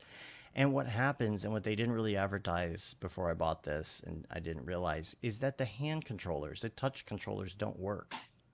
They don't? And it really messes with your experience. Now, in the game, you can actually use flight controller joysticks if you want, which Okay. is cool, but when you have a program or a game that's PC and it requires you to do a lot of different keystrokes to do different things, like to talk and to launch and to target and to do all this, and it's all on the keyboard, that is such an immersive deal breaker, because it takes you out of the game, because you have to sit at your computer first of all, but every 5 seconds you're like feeling around, oh, where's the E key? I can't feel it anymore. And you taking your headset off, you're like, oh yeah, okay, E, Yeah. all right. And then it's like, okay, now you gotta follow this thing and you gotta track it. Okay, hold on, let me accelerate. Wait, hold on, let me take my headset off. Okay, T for track, T. Okay, put the headset back on. And it's not that the VR part of it isn't really good. It's great, but it's just like, man, you couldn't have taken it the last step and put the touch controllers in there. I don't know. So- I think the like being able to use an actual joystick or whatever, that sounds cool. But I feel Good like luck getting did one, it make you but- sick at all? No. I haven't played it that much yet, but yeah, I have played some of those space shooter games, and you can get dizzy. So be prepared for that, because you're doing weird rolls and Yeah. all sorts of stuff like that. But the thing that kind of keeps you grounded in those games is the fact that the more cockpit that you see around you, the better. Yeah. Because that Yeah. stuff stays still and you don't get that weird, sick feeling. Yeah. I don't know. Hmm. Alex, have you Interesting. done any VR? Do you have a VR helmet? Any of that? No, I really am probably shooting myself in the foot not being a VR person, but I just I'm not a VR person. Yeah. Like putting the heavy helmet on, that's enough to just deter me. And then Yeah. also you can't coming from which people have told beautiful stories in VR, and that's Yeah. super fantastic for them. Yeah. But for me, I prefer to be able to craft as much of the cinematic experience as possible, and to put blurred leaves in the foreground here and specifically here for a reason. Mhm. So I just Right. the idea that the user is completely in charge of what the scene looks like to them because I can't go in and frame it. Ugh, Yeah. that's just not my world. I totally get the value in it. I completely see where, why people enjoy it so much. It's just not my cup of tea. What about designing in it? Have you tried anything like Medium or one of those? I haven't. No, that's just my brain kind of breaks down. That's just not the way that I think and not the way that I construct images. I Right. get in there and I look like a 4-year-old. I just can't. No one's going to like what comes out of there. So Yeah, it's I it's just very hit stay or out of miss for some people. My girlfriend doesn't really like it that much. We played a couple VR games. I had my old VR helmet. We did go play some virtual poker one time just to try it out, go to the casino and try and play, just to see if we could do it, yeah. It's kind of fun, but yeah, it just depends. And a lot of people do make that comment about the helmet being heavy, and it's until they really lock this in to where it's something that feels Yeah. supernatural, not supernatural, but very natural. Right. I think it's going to take a long time to adapt, and a lot of people may not even think about trying it until it's something more like AR glasses or something like that, Yeah. which Apple will probably I come think- out with soon. Yeah, and the Whatever. first place that I was at, they were really big into VR, which just I think really cemented in for me that's just not my work style. And they were also trying to make a lot of experiences VR, not because they would function better in virtual reality, but because VR is new. And Right. it was VR for the sake of VR, which, buzzword. Right. maybe that's what ruined it. Maybe I should try it again. But Yeah. yeah, up until now, it just hasn't really been my thing. It's like all those products that came out, like when HD became a big thing, all these products all of a sudden were make sure you get such and such new cola HD. It's what? Yeah. Yeah. Yeah. Just using the buzz or Crest Yeah. 3D white when 3D was Right. getting big again, 3D Oh. TVs. It's Crest 3D white. It's 3D. Is it? I forgot about that. Yeah. Try new Starbucks VR. It's virtual reality coffee. Right. Oh, if only. Jeff Haas said, DMX gonna give it to you. DMX. Because we were talking about DMX cables DMX earlier. cable. The rumor is that I was gonna make that joke too, but I wasn't sure whether I was using the correct, whether I was gonna say the correct term. the rumor is that's where he got his name. Oh, really? I've heard. I don't know if that's true, but I have heard that rumor that he saw DMX cable and he just liked the term, and Yeah. he was like, "All right, I want to be called DMX." Because everyone's gonna be talking about me anytime there's Yeah, there's it's a good Google studio right? section. Yeah. Yeah. Right. And speaking of video games, I just wanted to mention I finally got a chance to dig back into Flight Simulator a little bit with my daughter Yeah, how this was it? weekend. It was good. It was good. There was an update. I feel like it loads a little bit faster now, That's good. and I'm sure part of it is the fact that the freaking thing is 160 gigs, so I put it on an Yeah. external drive and it's going slow. But I'm really enjoying it. I'm starting to learn all these terms about aviation. Makes me want to get one of those joysticks and all that. but, Right. Or go take some flying lessons. Yeah, I don't know. We've I got a private airport just down the street from me. I've thought about doing private lessons, Yeah. but it's like probably really expensive, and odds are I'd probably kill someone. If it weren't for the whole, crashing part, I'd be fine with it. Right. But Right. Well, yeah. planes want to stay up. They don't want to fall. Do they? How do you know that? Yeah. They're I've so asked. heavy. How do you know I that? don't Yeah. know. I don't know. I was talking to I Windbush. trust Matt. Yeah. Thanks. I appreciate that. Chris says Flight Simulator's going into VR beta, and I had heard rumors of that. They had talked about it. The problem is that it's so heavy that even when you're on like a 2080, you're lucky to get 60 frames a second at 4K. And so it's like, how are they going to do VR? And I did hear that rumor that they were working on that. I'd love to try it. I think it would be fun. And the textures and everything about the sim is so great. My daughter and I sat there and she took the controls and immediately you barely touch. Crashed it. You crash? yeah, you barely touch something and you crash. I'm like, no, here's the thing. You got to be, this is a sim. This is not a game. Like it's so sensitive. You barely touch the left or the right key and it just like you're out of control. So you got to listen to the flight instructor, take your time, go through it, because they teach you all the controls and they teach you how to land and they teach you all of that stuff. But and I was getting frustrated myself because I was not understanding the instructor, but Right. and I was crashing on land. They were telling me too much too quick. But I don't know, I'm starting to get into it. But I was talking to Windbush the other day, and he told me that Benji, who was on the special with him the other night, I guess is getting one of these new Logitech controllers, and the thing looks so sweet. All the cool little pilot switches, those little dip switches, the ones I'm talking about, the little metal dip switches and all of that. And I looked up this controller, and it's like $250.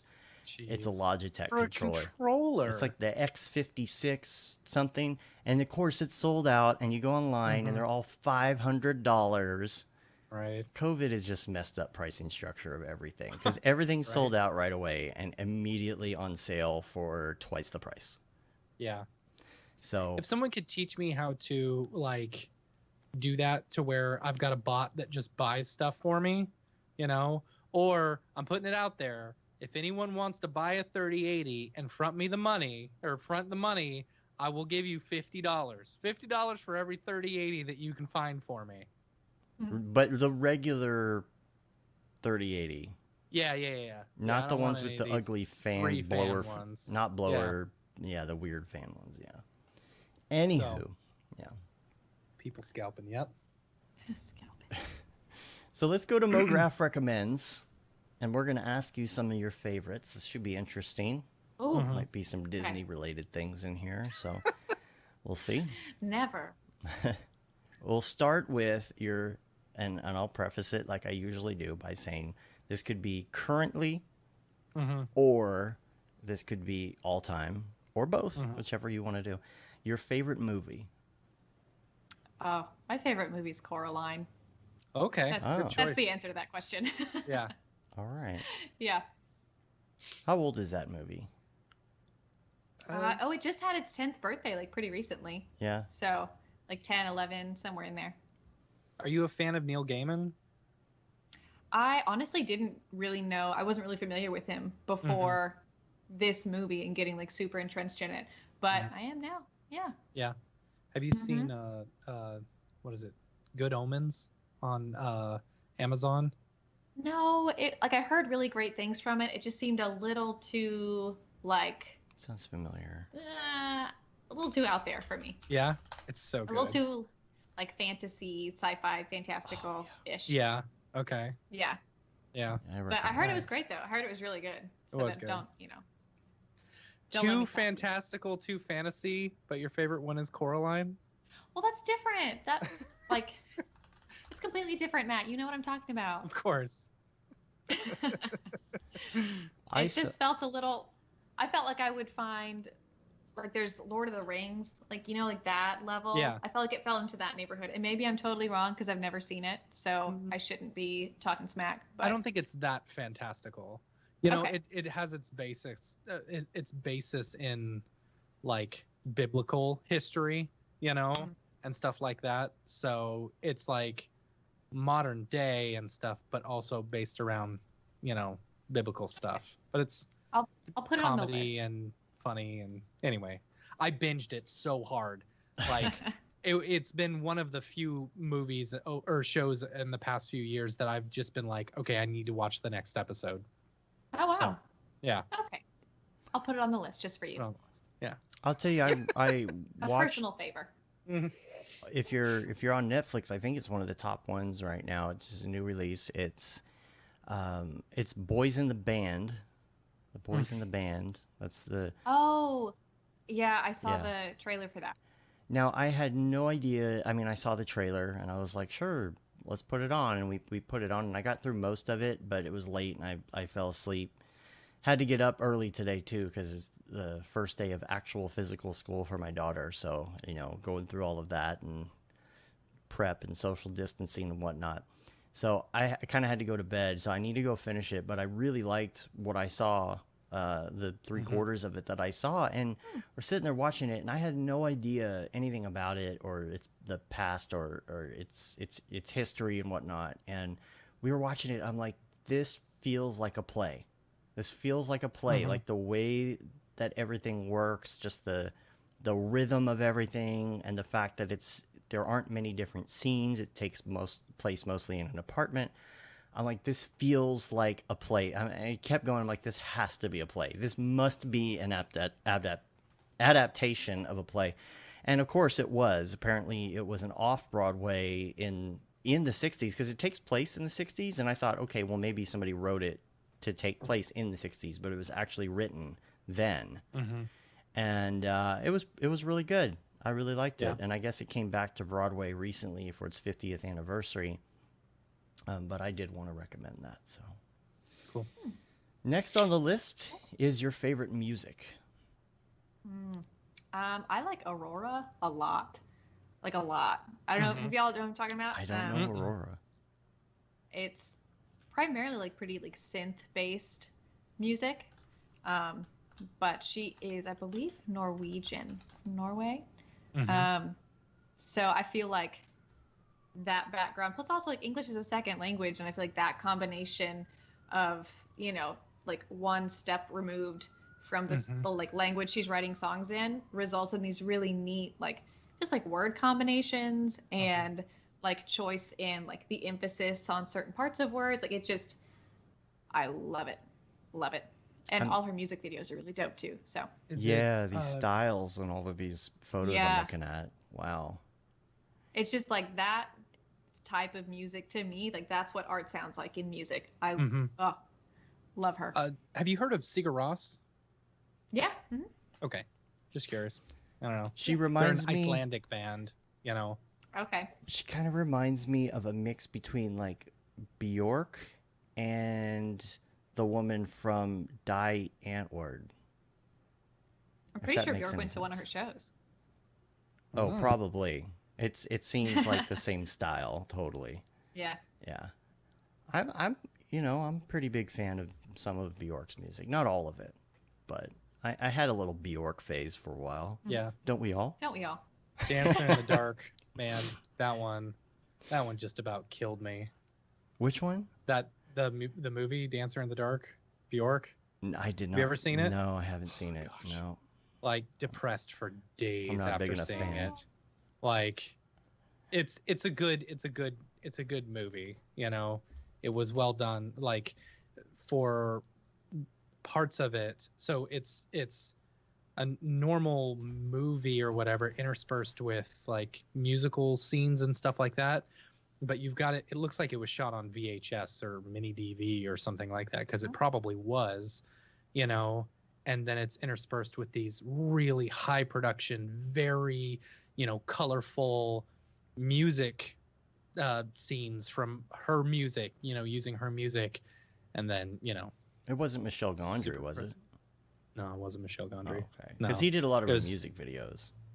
But like, she's, I don't know. I just, if you feel like being super depressed and seeing a good movie, watch that. We'll have to Because save that for a very special day. Right. Yes. Yeah. when you're So, feeling not really today. good and you're like, I'm feeling too good right now. I'm just gonna Right. How about I Right. tank my mood? right. Right. Yeah. Yeah. Now, do you Yeah. listen when you're working, or are you like you got to have silence, or do you have like certain types of No, work music? I honestly prefer like as much noise in the house when I'm working as possible. So I just like don't feel alone because it's so easy to feel alone when you work Yeah. alone. Mm-hmm. Yeah. So I'll either have like music on or like West Wing, or like honestly probably like a Disney Parade soundtrack if we're being completely real. That's So funny. like really just anything. Yeah. Oh man, we could totally talk West Wing. Speaking of which, favorite I TV would show? love to talk West Wing. It might be. It's not West Wing. No. But I really, I do love West Wing. I think it's really funny. But I think like Twilight Zone like might be the Ooh, favorite. And okay. then like if we're Classic talking, or new? don't mess with me, Matt. The All right, classic. all right. Is there any other way? And no. Actually, I think somebody came out this year with like there's Inktober, but then somebody came out with like a Twilight Zone Inktober, so that's gonna be super cool. That's fun. But that, and then like if we're talking current day TV, I really like we just binged Mindhunter again, and So good. so good. So And good. then well, we watched like the Imagineering series, but that was more of like for my personal benefit. Yeah, that's Yeah. good too. That's really That was good. really good. Hey, Kevin's here. He's wondering about Breaking Bad or The Wire. I We watched need Breaking to call Bad. that a segment. Like it needs Yeah. that needs to have its own name. You know? Yeah. I don't know what The Wire is. I'm really sorry, but we watched, or I watched Breaking Bad, but it was like entirely too yellow and depressing. So that didn't Oh, stop me from man. finishing the whole thing. Oh, you finished Yeah. it. Okay, But that's what I was gonna yeah. ask. I yeah. kind of like honestly. Here's why though, because I was in England and I had incessant flies in my apartment because the windows didn't close, Uh-huh. and I just needed sound to drown out like flies in my apartment. So I binged Breaking Bad at like volume level 1,000,000,000 just so I couldn't hear little flies buzzing around. So like I watched it. Yes. I enjoyed it. No. And what about you got to the episode, the fly With episode? the fly, yeah, the fly episode. You think I enjoyed that? That was a big fat joke. That was like the environment, the universe's biggest joke. Right. Yeah. That was one of those throwaway episodes, you know. They Yeah. always talk about that in TV. There's always like a Like a throwaway filler. episode, like no Yeah. filler, no that, I no think- budget. I think that episode was a turning point within, you know, the character development and stuff like that. It was Mhm. also one of like I think the least liked episodes Well, I'm of all sure. of them. Yeah, you that know, was so weird. but yeah, I don't know. There is going to be a West Wing reunion special. By the by, Aw, Thursday, October 15th. is Rob Bell was- coming back? I don't know. So- Let me see the cast here. The West Wing, interesting Yeah. story. I got to see Rob Lowe speak a few years ago at SMU. Okay. He was just doing an interview style thing at SMU, and I got to see him speak. He is the most handsome man I've ever seen in my entire life. Oh yeah, Like, I could have he told you that He without is seeing him in such person. a good-looking man. He's But so well like, he talked about like television and the state of television, and he said he had mentioned that The West Wing, you know, was a complete departure for television, and it was a changing point in television because that was one of the first shows that was like chronological and had like just amazing writing, you know, because you'd have some of these other shows that they were all right, you know, Mhm. but it's like, you know, back then, in order to have really good stories, you know, it was specifically catered to movies, you know, Mhm. and not so much to television. Mhm. And this was a big departure from that. Mm-hmm. And it's funny. It's Yeah. like fast and funny. Mhm. So I It's- really enjoy it. It's hard for me to watch because it's in standard def and you see it on your Yeah. 4K TV, you Yeah. know, and it's, you know, first Oh, world Dave, problems, You right? talk like all of us have 4K TVs. Okay. Even even an HD TV, like it has that like 1990s CBS look, you Mhm. know, like Jag or something like that, or it's Yeah. kind of that soft. You wish you could see it in HD because it would look Yeah. so cool. Like the No, I like cinematography it is so the way great. it is. It like Yeah. it like sets you back in the mood, you know?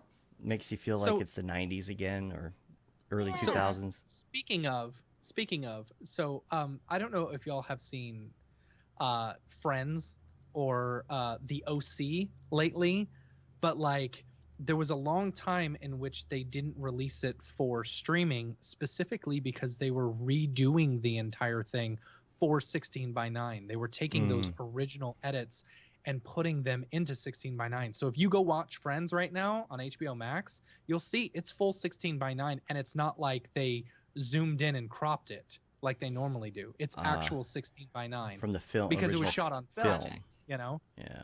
Wow. And then same with The Simpsons. If you watch The Simpsons now, because we've been watching so many of these episodes, dude, I'm telling you, no. You got to turn off the 16:9 aspect ratio. But if you watch it in its original 4:3, I'm watching it on my 4K TV, and the quality is fantastic. Oh, wait, did they put did the 4:3 back?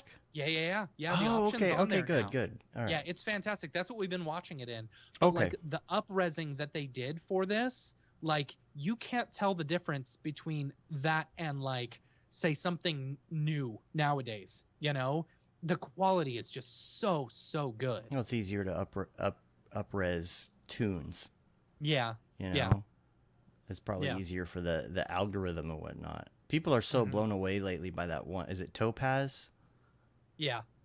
Yeah, they're I doing think some good upscaling is it things. Topaz? I think I don't so. remember. I think Yeah. so. Yeah. I've seen a few of these. I've seen a few TikToks where like there's this app or something where you take a super low res image, you know, and it will like auto enhance or something like that. So they do this swipe left and it reveals it. And some of them are really good. Other ones are really weird looking. Yeah. You know, I'll have to send you a link next time I see it. The 4K Anyway. TVs. I am a You guys 4K are snob. Dude, they're so They're cheap. like $200 They're like for a 4K. $200 Yeah. for like a 60-inch, you know? Yeah. Like, how can you not? Yeah. It's a good deal. 4K. Now those 8K TVs are still like $30,000, but Right. yeah, they'll go down. See, I mean, the 4K ones, you know, you can just get a cheap TCL for like $200. You know, Right. it's the OLED, you know, the Samsung Yeah. QLED or OLED. They're expensive. That's the ones that are like serious coin, and those look good. I believe When I'm Rob, rich, every room in my house is gonna have one of Rob Lowe, I believe, will be in the reunion. those. Ooh. Yeah. Thank you for sleuthing that information for me. I did do my research to find that out, just so you know. All right, let's see. Next on the list. Okay, so when you're working and you want it to feel like people are there with you, do you listen to podcasts? Sometimes, yeah. I've been on a big podcast roll. Chris Do just did one. Well, I say just. I just found it. Where this woman that she had her own like freelance shop set up, but she kind of felt like she wanted to up her game, and so Chris Do did this series with her where it's like a totally like open script, and she just comes in and she's like, these are my pain points, and Chris Do comes back and basically just like brand therapies her. And that was a really good series. So I just finished that. It was really good. Oh, I'm gonna have to Interesting. check that out for sure. Yeah, that's cool. Mhm. Let's see. The next one on the list is plugin. Besides render okay. engines, Yes. they don't count. I mean, my favorite ones right now are like strictly utilitarian. They're like Overlord, you know, Overlord's and so good. well, I wrote this down. What was the other one? Because I didn't want to forget. The True Comp Duplicator. Does that count? True Comp True Comp Duplicator? What is Duplicator. that?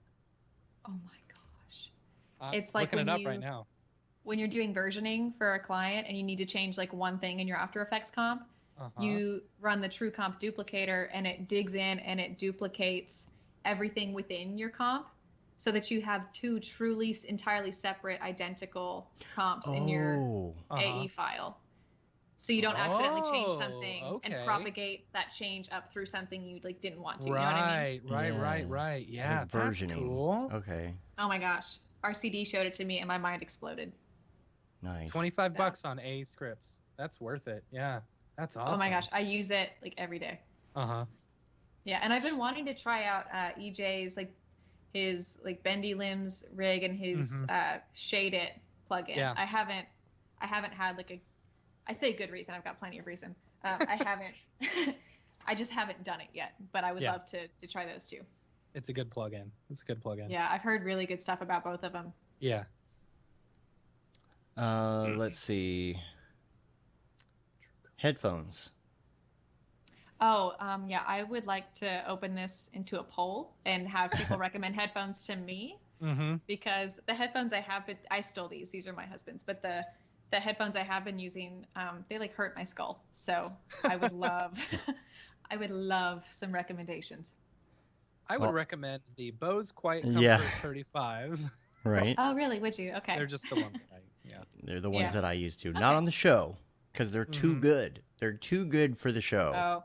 Yeah. Bonus points if they're cute. I'm only going to take your recommendations if they're cute headphones. Oh, if they're cute?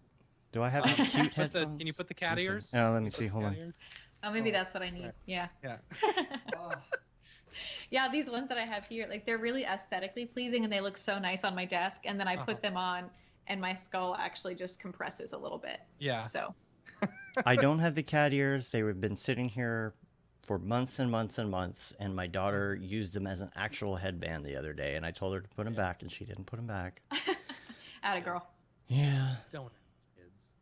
But they're next to the Bose Quiet Comfort. Now here's the thing. They, like I said, they're too good, right? So if you want something where you can hear what's going on around you, you can get these cheap like $25 Sonys. They're the ones you find everywhere.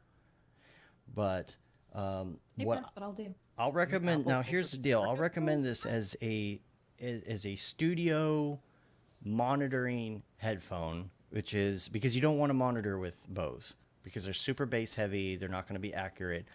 I've got these. These are the Sennheiser HD 280 Pros. These are really good, like if you're mixing audio, working on an edit, or something like that. Oh, super cool. Okay. Yeah. Now here's the problem. I don't use them on the show for not because they're noise canceling, but look at this. Look at this. These are the goofiest looking headphones. Oh, they look. They're gonna turn me into a square. Yeah. Yeah, they sound good. Now they look a little more awkward because I'm wearing them on my other headphones. Right. But I mean, that was my show art. Yeah. That was my that's my gaming headset. My gaming headset. I bought one of those Xbox ones, and they're like that, where they stick out. I'm like, too. nah, I can't do that. Let me show you those. Hold on.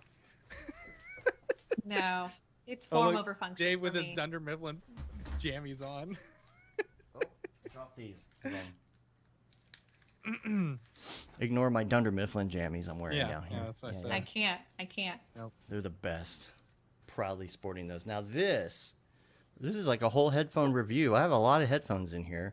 Yeah. These are the Kraken, the Razer Kraken headset, which is really nice if you're doing gaming. It has like the pull-out microphone, so it doesn't always make you look like a complete nerd, but they are green. Okay. You can get like just regular color and not the green, but these are really great as well. So you have plenty to choose from now, I think. Thank you for your input. I appreciate it. I'll be interested to see what you choose. So will I, my dude. Interesting. Kevin says Kevin was saying he got the Aftershok's Aeropex bone conduction headphones that Clint was using. You know, I gotta try those. You know, I'm very interested. Like the bone conduction. That's crazy. I don't know. Yeah. What if your cheekbones aren't high enough, or right? I was thinking about my checking bone some of those not out. Compatible? Yeah. Right. You don't get the bass out of them though. If you want bass, don't get those. But I don't know. Yeah. Interesting. I like the thought of being able to just not have anything on your ear though. Yeah. I've been thinking about that, but I have so many headphones already. I've been considering the Apple AirPods. You know, I've been thinking about it. I heard those like send wavelengths through your brain and are gonna, I don't know, microwave it or something. I'm scared of those. Yeah, and also I mean they're not too expensive. You know, you don't get $200 or so. They hurt my ears after a while. Like the way that they're built. You ever wear a pair of headphones and something about the way it hits the cartilage hurts if you wear them for like an hour or so? This is what happens with my Kraken headphones. After an hour, you take them off and something hurts. I don't know how to. You can't. It's not. It's like a weird localized pain, and you can't find it. It's like it smashes your cartilage. I feel like that's what Apple headphones do inside my ear as well. Yeah. What a comprehensive review of headphones. Anyway. Yeah, very, very thorough. All right. The next one is your go-to app, your favorite go-to app when you are on your phone. Yeah, it's probably Instagram. I really don't have a ton on my phone, but I think I'd probably spend a good amount of time scrolling through the gram per day. Yeah. Because it feels productive. It feels like research, you know? Yeah. And then we get past that phase and I'm just, you know. Well, and there's not all the politics you get on Facebook either, so you can just kind of enjoy the art. I don't know. Like, my feed's been getting really sassy recently. Like, Really? all the art is, like, really, really it's politically art. driven. Yeah. It's still art, though. So. I guess. Yeah, it is. It just, like, it's not, like, necessarily, like, easy viewing art. It's, like, it fires you up for a cause and now you can't go to bed art, you know? That's true. So. Yeah. I did one of those this week, I have to admit. I did do one of those. I quoted the First Lady on a new Starbucks cup for Christmas. Oh, yeah. Yeah. So, let's see. Last one. This is the toughie, unless you prepped for it, but I don't know. This is your favorite life hack. Let me see what I wrote. Mitch Myers is you turn boy. the toaster on its side for some bomb-ass grilled cheese. Oh, that's good. That's good. No, I read there was a Freelance manifesto. That's where I got a lot of my life hacks from. But then they were a little too gentle. Like, I really wanted like it was really good, don't get me wrong, but I really wanted like hard-hitting practical advice. Right. So I read Hoodspah's Freelance and Business and Stuff. Have y'all seen that? Mm-mm. It is immaculate. It is, I mean, it's, you know, put out by 2 designers, so it's immaculately designed, so good. But I feel like it fills in some of the more practical holes that I needed after reading Freelance Manifesto. And it's a little more geared I toward feel like you're not the first designer's person job. to say that.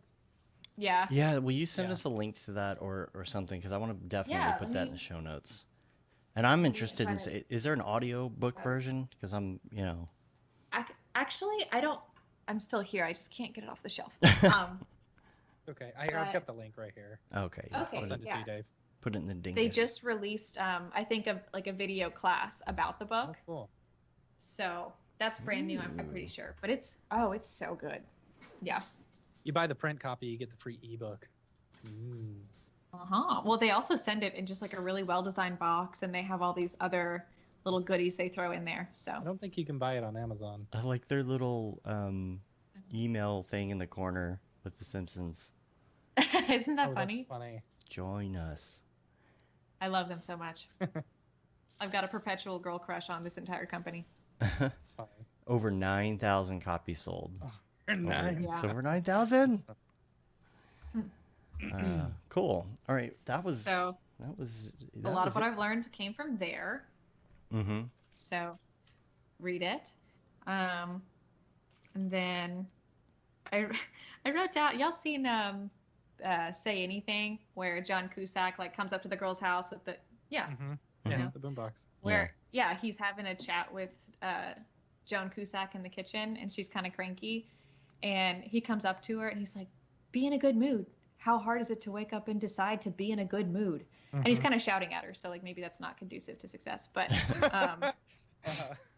I feel like that for someone who works by themselves and your mood is like highly influenced by how you wake up that day, because there's no one. Who am I going to talk to? Yeah. So I think just for like personal health, that line I like a lot. Yeah. So don't have kids. That'll change your whole mood every morning. Don't have kids, just cats. Yeah. Yep. Oh. Just cats. Yeah. Yeah. I'll put the link. Feeding Wolves is asking for links for the headphones. I'll put those in the show notes as well. What are those again? Cool. I'll read them out just in case you want to look them up before I can get to the link. They're Sennheiser HD 280 Pros. Yeah, I think they're on Amazon. They're a little spendy. They're medium spendy. They're not too spendy. They're not Bose spendy, but they're a little spendy. Probably $120, something like that. But they're definitely very flat, which is what you want for that. So, That's it. That's it. I think we Buy did all this the book. things. We talked about all of it. All Everything. of the things. Yeah. Put my Yeah. cheat sheet away. I love that you had a cheat sheet. Yeah. It's right here. You The whole came prepared. podcast right Nice. here. You're Yeah. very Podcast. prepared. Does it have your letterhead on it as well? Oh, I haven't gotten to letterhead yet. No. Oh, okay. Yeah. I have You know a what's stamp though. interesting? I just had this Nice. thought.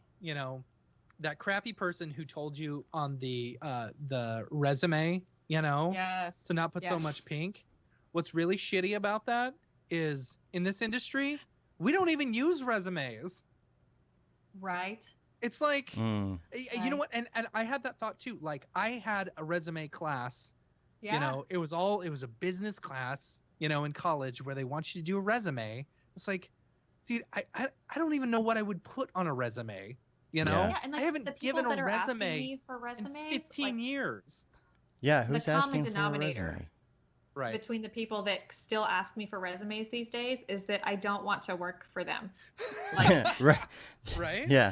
Right? That's Like they it. ask for a resume and then they have no idea what they're asking for throughout the whole Right. project. Right. And like granted, that's maybe too big a universal blanket statement. Yeah. But just in Yeah. general, if they're asking, I'm suspicious. Yeah, they're the same places absolutely. that say must have 20 years of experience with GPU rendering. Right. What? Yeah. Wait a minute. Yeah.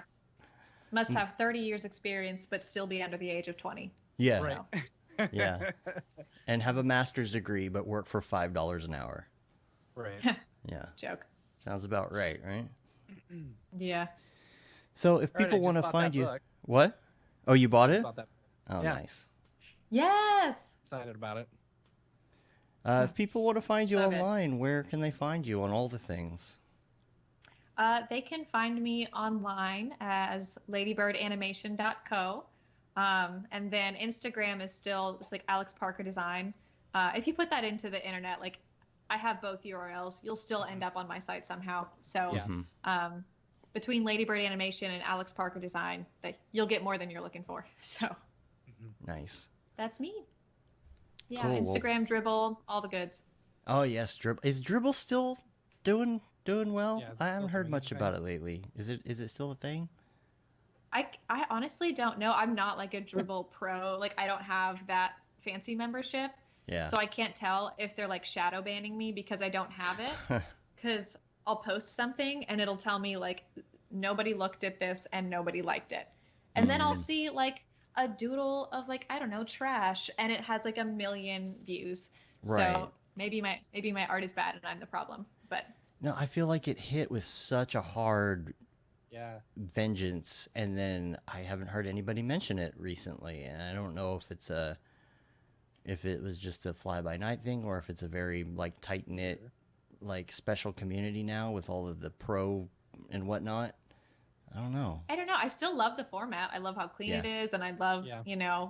the like intentions behind it. So maybe I just need to pony up for the pro membership and I'll kind of get back into it. Yeah, you need to ask EJ because EJ is all over the Dribble. That's where I found his plugin was from Dribble back when I was Oh, a nice. itty bitty baby. Yeah. Yeah, he's big. That's EJ dribbles a lot. Uh, If you want to, yeah. So I think we got all the links. Tell me this. .co. Yeah. .co. Yeah. Why the .co? yeah. Let me tell you because that was a thought process. So .com felt boring. Okay. Okay. .tv, which also I didn't realize this. .tv does not actually stand for TV. No. It's It's like a country. an abbreviation for like a little island somewhere. Yeah. That's brand new information to me. Is it .tv, Tanzania? I felt like maybe Tuvalu. Is it Tuvalu? Maybe. I don't know. Yeah. But then .tv felt like it really just pigeonholed me into Yeah. Tuvalu. time-based media only, and I do a lot of branding services, so TV just felt like it didn't quite cover it. And I honestly just really wanted to be Ladybird Animation Company, like Animation Co. Okay. But as a sole proprietor, I'm legally not allowed to use the word company nor the abbreviation co. Huh. Oh well. Yeah. So that was the closest I could get. So That's interesting. that's honestly why. And it felt a little British to me. Ladybirdanimation.com sends me to some weird site that Oh, says don't go there. access denied. Don't go there. Don't go, well, I'm just saying, don't go there. Yeah. Yeah, so that's why. Yeah, there's a lot of weird, like, top-level domains now, I guess. Because before it had to be a country, so that's where TV came from. And I guess that country, whatever country that was, made a lot of money out of it because they realized, oh, well, we have .tv and people want it because it sounds like television. But now that they have these other ones like .limo. Oh, Lisa, oh gosh, I love her so much. I just forgot her last name. But her URL is lisaeatsa.pizza. Oh my gosh. That's oh, so jeez. Isn't that good? That is really good. That's personal URL dreams right there. Yeah, we should get some funny names like that. I think, like, the podcast I listen to, Back to Work, they do that. They just got some funny ones just to be funny. So on the show, they'll mention, oh, if people want to get show notes, they can go to backtowork.limo. Just because, you know? Yeah. Funny. So, yeah, I think it was, back in the day, it used to be a big deal. Pizza. That's so good. Pizza. Isn't so it good. funny? Yeah. And like her work is funny. She's a goddess. She's so good. Yeah. What happens if you go to pizza.pizza? Does the world implode? Because I'm almost scared. I'm typing it in to see. See, it's available. Cost Club. Oh. Ooh. It used to be kind of a thing where .com was like you have to have the .com, but I don't feel like that's a deal anymore because let's face it, everybody goes to your Instagram anyway, right? Yeah. So, you know, whatever. Well, we really appreciate you being on and taking the time out of your work day at your new job, your new freelance gig. Yeah, thanks so much for having me, y'all. Can't wait to see you at the next DFW C4D meetup, whenever that is. Yeah. I was so sad the last one got canned, so I'm really looking forward to it. That was we're gonna have to so do epic. Someone they mentioned in the chat, Jeff Burns did that the Camp Mograph still says 2020 on the logo. Oh yeah, we'll have to. I was like, oh man, and so I hit up everyone, and they're like, nah, we'll just keep it 2020 V2. I feel like 2020 cross it off. RC5 Alpha 0.61. Scribble over it and put 2021 because it's going to be one of those things 10 years from now. You look back on all your badges from all the camps, and you're gonna be like, oh, that was that year. Yeah. You know, just to remind you, because anyone's gonna forget 2020 anytime soon. No, yeah, exactly.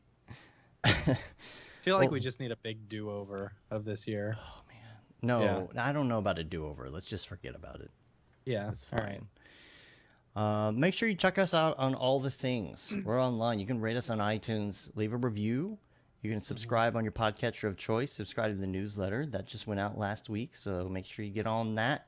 You can get kind of a rundown of what we've been up to. You can say you've been there, done that, got the T-shirt with the Mograph logo T. The Paul Babb Feel the Babb 2020 shirt. All the profits from that go to Doctors Without Borders. The Render Things T-shirt, hoodie, and long sleeve tee, which it's fall. It's time to get on that long sleeve Render Things. Yeah. Get that vibe going for October and whatnot. And then that Render is Fire shirt, which you can purchase, and only if you are wearing it ironically, unless you're shams. Yeah. And that's about it. We're on Facebook. We're on Twitter. We're on Instagram, YouTube, mograph.com. Make sure you check us out. Make sure you subscribe. Make sure you ding that bell. Whoa.